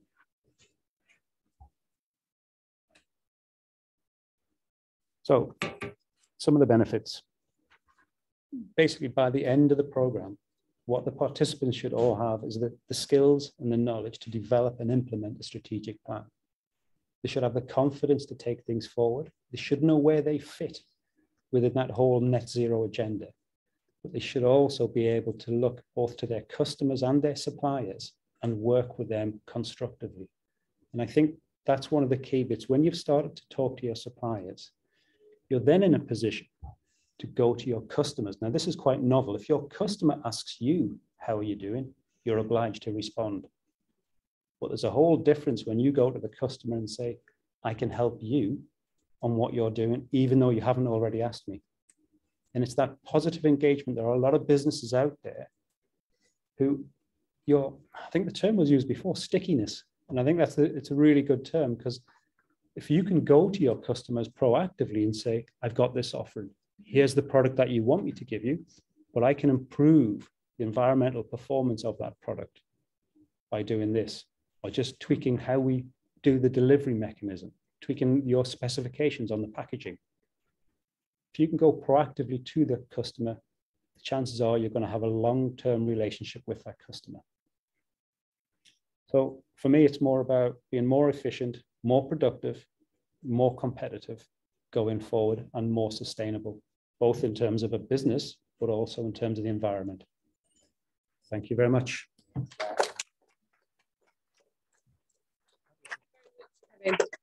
Does anybody have any questions? Okay, if we can just be quick on this, guys. Thank you.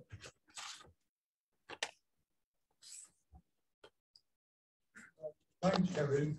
I think I would add to the benefits, access to finance and credit, because we talked about the ESG area.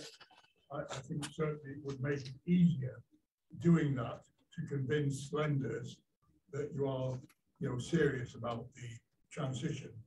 I think the other thing that struck me, about 30 years ago, we developed from ranked thereops, so we're looking at competition from Japan, benchmarking. And we actually, from Business Support Manchester, applied qualitative benchmarking in the NHS, and it worked very well. And looking at the sort of stages you're going through, I wonder, looking at improvement of operations, etc., using qualitative benchmarking. Now, always the argument's been that if you have a network, competitors won't like to get involved. I think this is an area where competitors would feel they need to be involved in the network because otherwise they lose reputation. So I just wonder, benchmarking networks, and as we saw earlier on, sharing ideas could be added into the model. Okay, so just working. Two parts to that question then. One is around building in networks, and that sharing of ideas and bringing that in terms of the competitors as well. One of the things that we've got in train for this program is we're going to set up an alumni. So as people come through those cohorts, we will establish an alumni, and then the ideal is to do it actually physically face-to-face where we can meet people and do that networking side of it.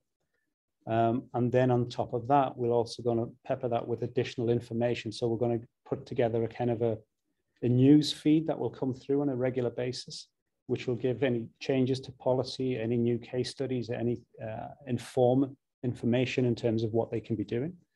And then we want to hold those events on a frequent basis. I'm not sure yet because we need to make sure that the cohorts are comfortable with it, but I would hope a minimum would be once a quarter. But the idea is that you build up that cohort and that group, that community, and then you have the community drive the content. So they actually say, I need to know about this. And if it might be on EVs, then we do something on EVs. It may be we bring in suppliers of the equipment, or it may be we bring in people who can actually do the leasing arrangement. But again, it's not meant to be a sales platform from our side. We're fully funded through the European Regional Development and the Local Economic Partnership. We don't have any commercial gain in terms of the support we give to businesses. It is literally to get them to try to do the right thing, and we're here to support them. Thank you very much. Thank you. Thank you. I mean, if people want to know more, can they go online and go on the website, or how's the best thing to do that? Yeah, there's three ways then. One, they can contact me in the lobby. Yeah. Two, if they go on the Business Growth Hub, Great Manchester Business Growth Hub, they'll find a lot more information about the broader services we offer. And I guess the other one, we also have a helpline, which I didn't put the number up, but I will get that to you. Okay. Will you be circulating the slides after? Yeah, I'll leave that up to Steve and his team to sort that out. Yeah. Okay, lovely. I was the same as Steve before. I was constrained on the number of slides I had. Yeah. No, absolutely. Yeah. Okay. Well, what about Liam, Kevin? Should we give Liam a shout? Stand up, Liam. Liam's Stockport's growth hub. So if anyone's got any questions on what Kevin spoke about or just the wider support we offer outside that, then I'll be in the lobby as well. Thanks a lot, Liam. That's lovely. Right, and before I've just got Donald from One and All is just going to tell us a little bit more about being kind and being a B Corp, I think. Is that not right, Donald? Yeah, and then we're going to hand over to Steve. So again, apologies for running a little bit late, but it's a subject that obviously warrants the time, I think. Thanks. I've been told to hurry up, which means I can't play Connect 4 on this, which is a real shame because that might have been more entertaining, really.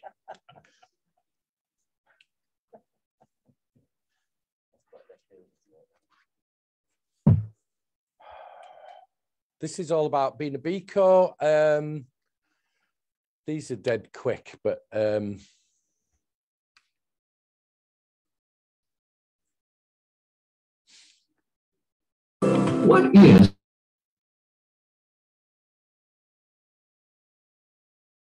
What is a B Corp?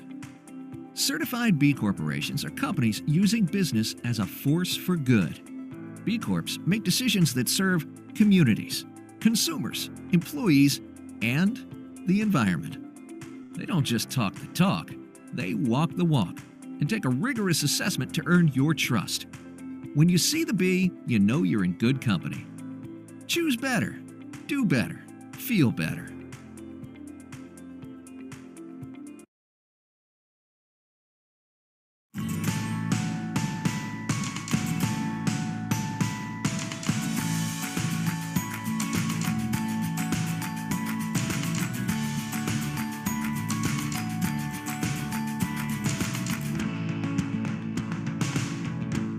I'm Donald, and I'm the chair at One and All.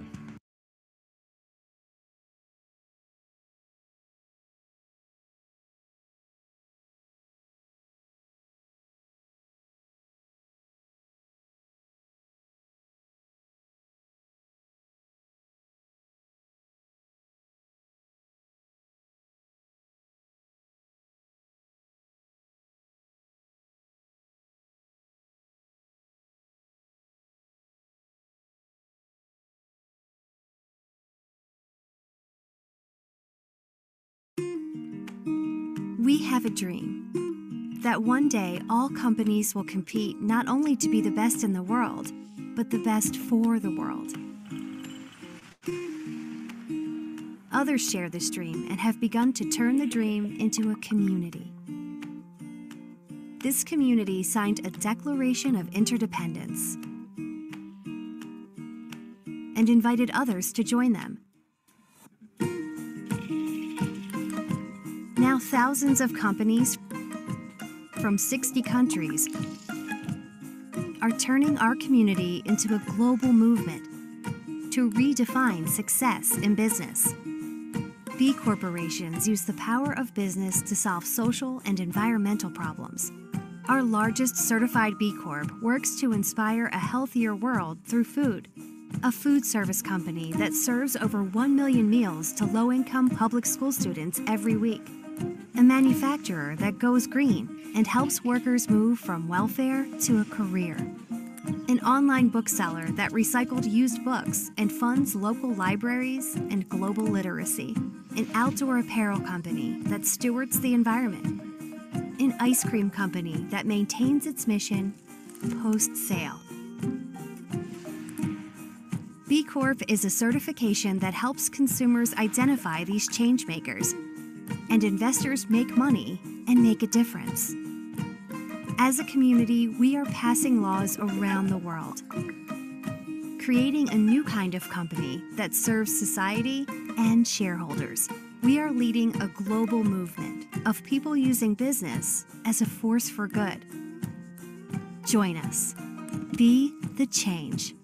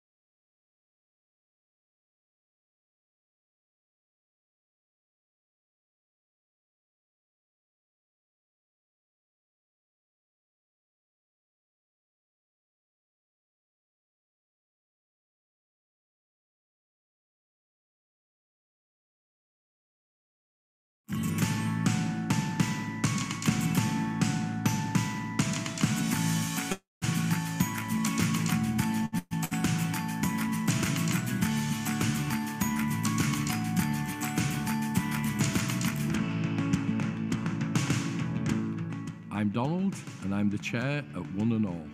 One and All is a sustainable business, and that means we really care about people and the planet. Our colleagues have done a brilliant job working against the Sustainable Development Goals to really improve our business. We really care about the SDGs, and the first one actually is no poverty. And what a shame there's so much poverty here in Stockport, in the Northwest, in the UK and the world. To be honest, we've all damaged the planet in some way, but we can all do something to reduce our impact for the good of our local community in Stockport, for the UK and for the world. It's time to make a difference.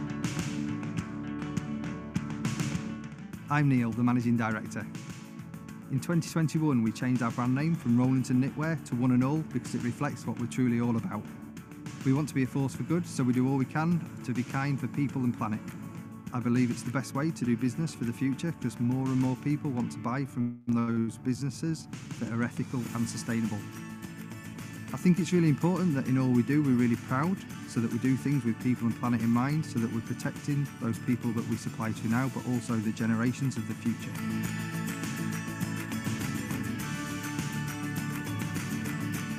I'm Sean, I'm a warehouse representative.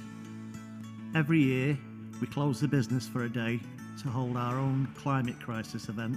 It's a time for everyone here to learn what we can do to reduce our environmental impact, both at work and at home.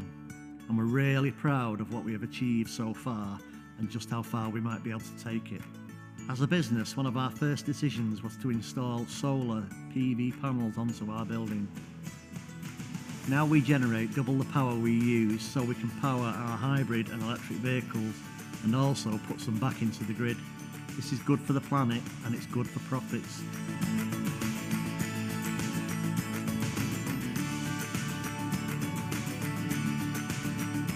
I'm Sammy and I work in tech. This year we are playing a game of environmental snakes and ladders to learn about the climate crisis together. On our first Climate Crisis Day, we had a team quiz where the winners spent a couple of days at the Eden Project. It was great fun and really educational.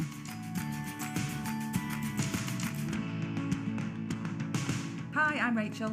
Hi, I'm Kerry and we work in customer care. Each year we have a day where we commit to learning about the global climate crisis and teaching others. This year we will have a session from Plastic Shed where we will be converting plastic into containers to be used in our new garden. Plastic Shed is a social enterprise based in Mersey-Way where they repurpose plastics. At One and All, we often have fun events with colleagues. One of my favourites is Happy Day that we celebrate at Christmas, where we all get together, have quizzes, games. As an employee-owned company, it makes us all feel part of something bigger and special.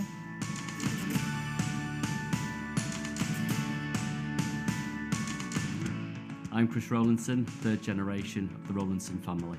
I lead the sustainability team and I'm responsible for helping improve the business.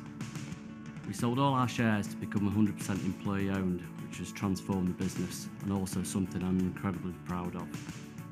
So we became Planet Mark accredited 3 years ago, and in that time we've been able to cut our carbon emissions by 50%, which has had a huge benefit in terms of becoming more sustainable and helping the environment.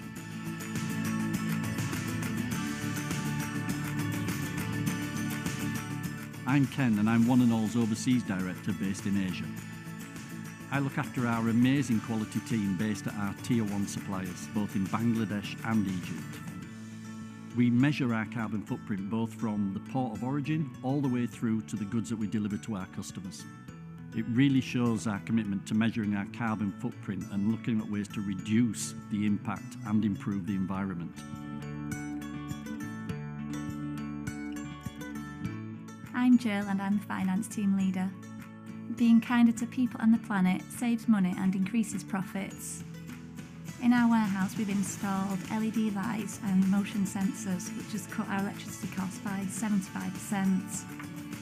I've also cut my costs at home since I went on the carbon literature training, covered in-house by Beth.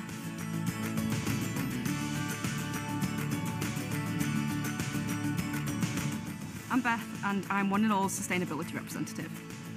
Sustainability is at the heart of our business, and reaching B Corp certification has been such a big thing for me personally and for the business. I love my role here at One and All. It's all about doing the right thing for people and planet while making a healthy profit. I get involved in providing all of our data to Planet Mark and B Corp for our accreditations, and I also work at improving our targets overall. I also wrote and taught our carbon literacy programme to our colleagues. By the end of 2021, we are hoping that all our colleagues become carbon literate certified, and we've also become a bronze carbon literate organisation this year.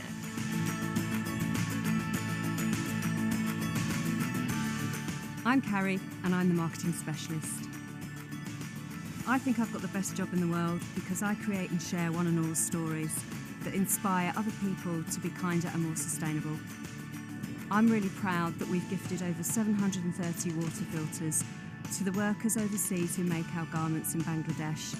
This act of kindness has reduced sickness, time off, and the cost of medicines and doctors' visits for our workers. I feel really proud to be part of an organisation that's really caring and making a really positive difference in people's lives.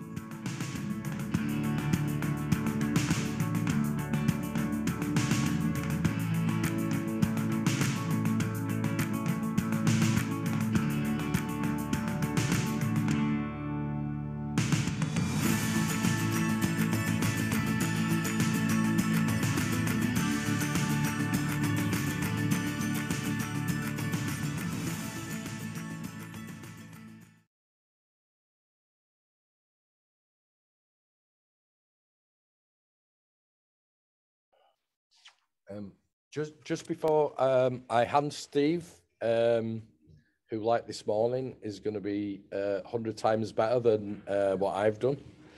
I just wanted to have a quick recap. I don't know if Steve's going to do that anyway, but here's what I've learned anyway. Try to measure our carbon footprint at home and at work. Try to go net zero. Definitely look at your pension. Do you want to be invested in the arms race and tobacco and sinful products? And you'll probably make a lot more money if you switch to ESG and ethical. Go in your drawers, find your e-waste, send it to Steve. Steve Oliver, care of Music Magpie. It'll get to him. He's dead famous. If you want help as a business, get hold of Liam, and it's free and really worthwhile, actually. Overall, my message is be kinder to people and the planet. It's the right thing to do. It's all about legacy, really. I think that's what that video was. That's what we're all doing. It's the legacy. What are we leaving behind? You know, we're like caretakers of the planet, and we're doing a shit job, to be honest. So let's get our act together.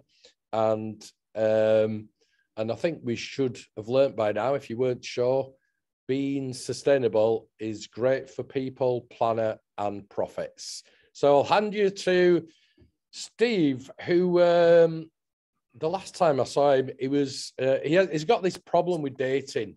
It amazes me. He always seems to fail, but he's so charming. He's so attractive. Got a great personality. I don't know where it goes wrong. I don't blame you for leaving the room. Over to you, Steve. Bumper note. Never know where we're going to go. Do we want lunch? I think we probably do, right? I need to have a wee as well, sort of thing. But just before we go, can we do a couple of quick things? Because it would be really helpful for us. We're doing one more survey. Can you get your phones out? Sorry, because we just got to understand what we've done today. So out of 10, how inspired to take sustainability action do you feel right now? We're doing this for Bays. We're going to pass it on to them, because we want to do more of these tours. We want to continue to go around the country and sharing knowledge and everything like that. So if you can give us your feedback in here, Brilliant, good job. That 10 is the good side of this spectrum here, isn't it? Okay. What actually we do want to do on this is also get constructive feedback, if you don't mind. So could you also tell us where we can get better? Yeah. So we're going to be around for the next hour, having lunch. Wonderful vegan lunch laid on, which is really, really kind. But can you tell us, what was great, but also where we can get better? And thank you for this feedback here. So bits and bobs around this sort of zone would be really, really valuable. We've still got a few weeks left of this term. We're going to carry on this conversation all through next year post-COP. So that's really great. What actions are you going to try and take? Encourage colleagues, find ways to cut carbon, measure our carbon emissions, and so on. Loads of support in the room. We've heard some fantastic stories. Hopefully been entertained along the way. I'm just going to sort of close this off here if I can. We were talking about what you can do next. Lots of things we can do next with the Growth Hub. Liam, make sure everyone gets a hold of your details. If you want these online seminars we're doing on Net Zero Essentials, these are the next ones. They're all online. You can book. It's £10 for Cool Earth. It's an amazing charity. We hope you're going to sign up to these and to go to Net Zero. Please also share your stories here. We've got we're going to be posting on carboncopy.eco. On the Zero Carbon Tour website, you can download your form and your pledge to go to zero. We're not going to lock you in. Do you think there's anyone here, having heard what they've heard today, that actually will make a net zero commitment? Just like a chap in blue. Wow. Yeah. There's a few of us who will do it. Really, that would be really great. Perhaps, if you don't mind, writing your name and details on the pledge wall, and we're going to take that forward. It would be really, really wonderful to do that. We're going to be sharing these stories. Make your net zero commitments, and don't forget to continue the ask. We've asked a number of councillors in the room. Yeah, we're taking our own personal responsibility. I think it's number one and first and foremost, right? But we do need help and collaboration along the way. So if there's things that we might want to be seeing, we're going to collect those asks and take them all the way to COP, and we're spending our 12 days in COP and to try and push and control to get better deals for everybody. Thanks ever so much for being part of an amazing day. Hope it's been entertaining. Hope it's been good fun. We've loved it and we've learned a great deal. Could we take a picture before lunch? Could we take a picture of everybody by the bus? Can we do that, if you don't mind? And then you can have a wee, then we can have lunch and have a really, really good chat. Yeah. Thanks to everyone, amazing speakers, and thanks to our sponsors and partners today. Thanks, Steve. Can I just say before I've just got to say some thank yous, and it is to, as Steve said, to all our presenters who have shared their carbon experiences, to our partners at One and All and at Planet Mark for hosting this event. It's been fantastic. Thanks, Donald and the team. To Tom and the team here at the Light, great venue. Sarah and the team from SAS Media. I wasn't going to forget you, honestly. And finally, thank you to all of you for coming. And we really do hope that you've learned something. You're going to take something away from this. So yeah, out to the battle bus. If we go by the bus, Joe here is going to tell us where to stand. A bit like, I don't know, a wedding type of thing. You pick the stuff in here if you like, and we'll just shoot it out the door.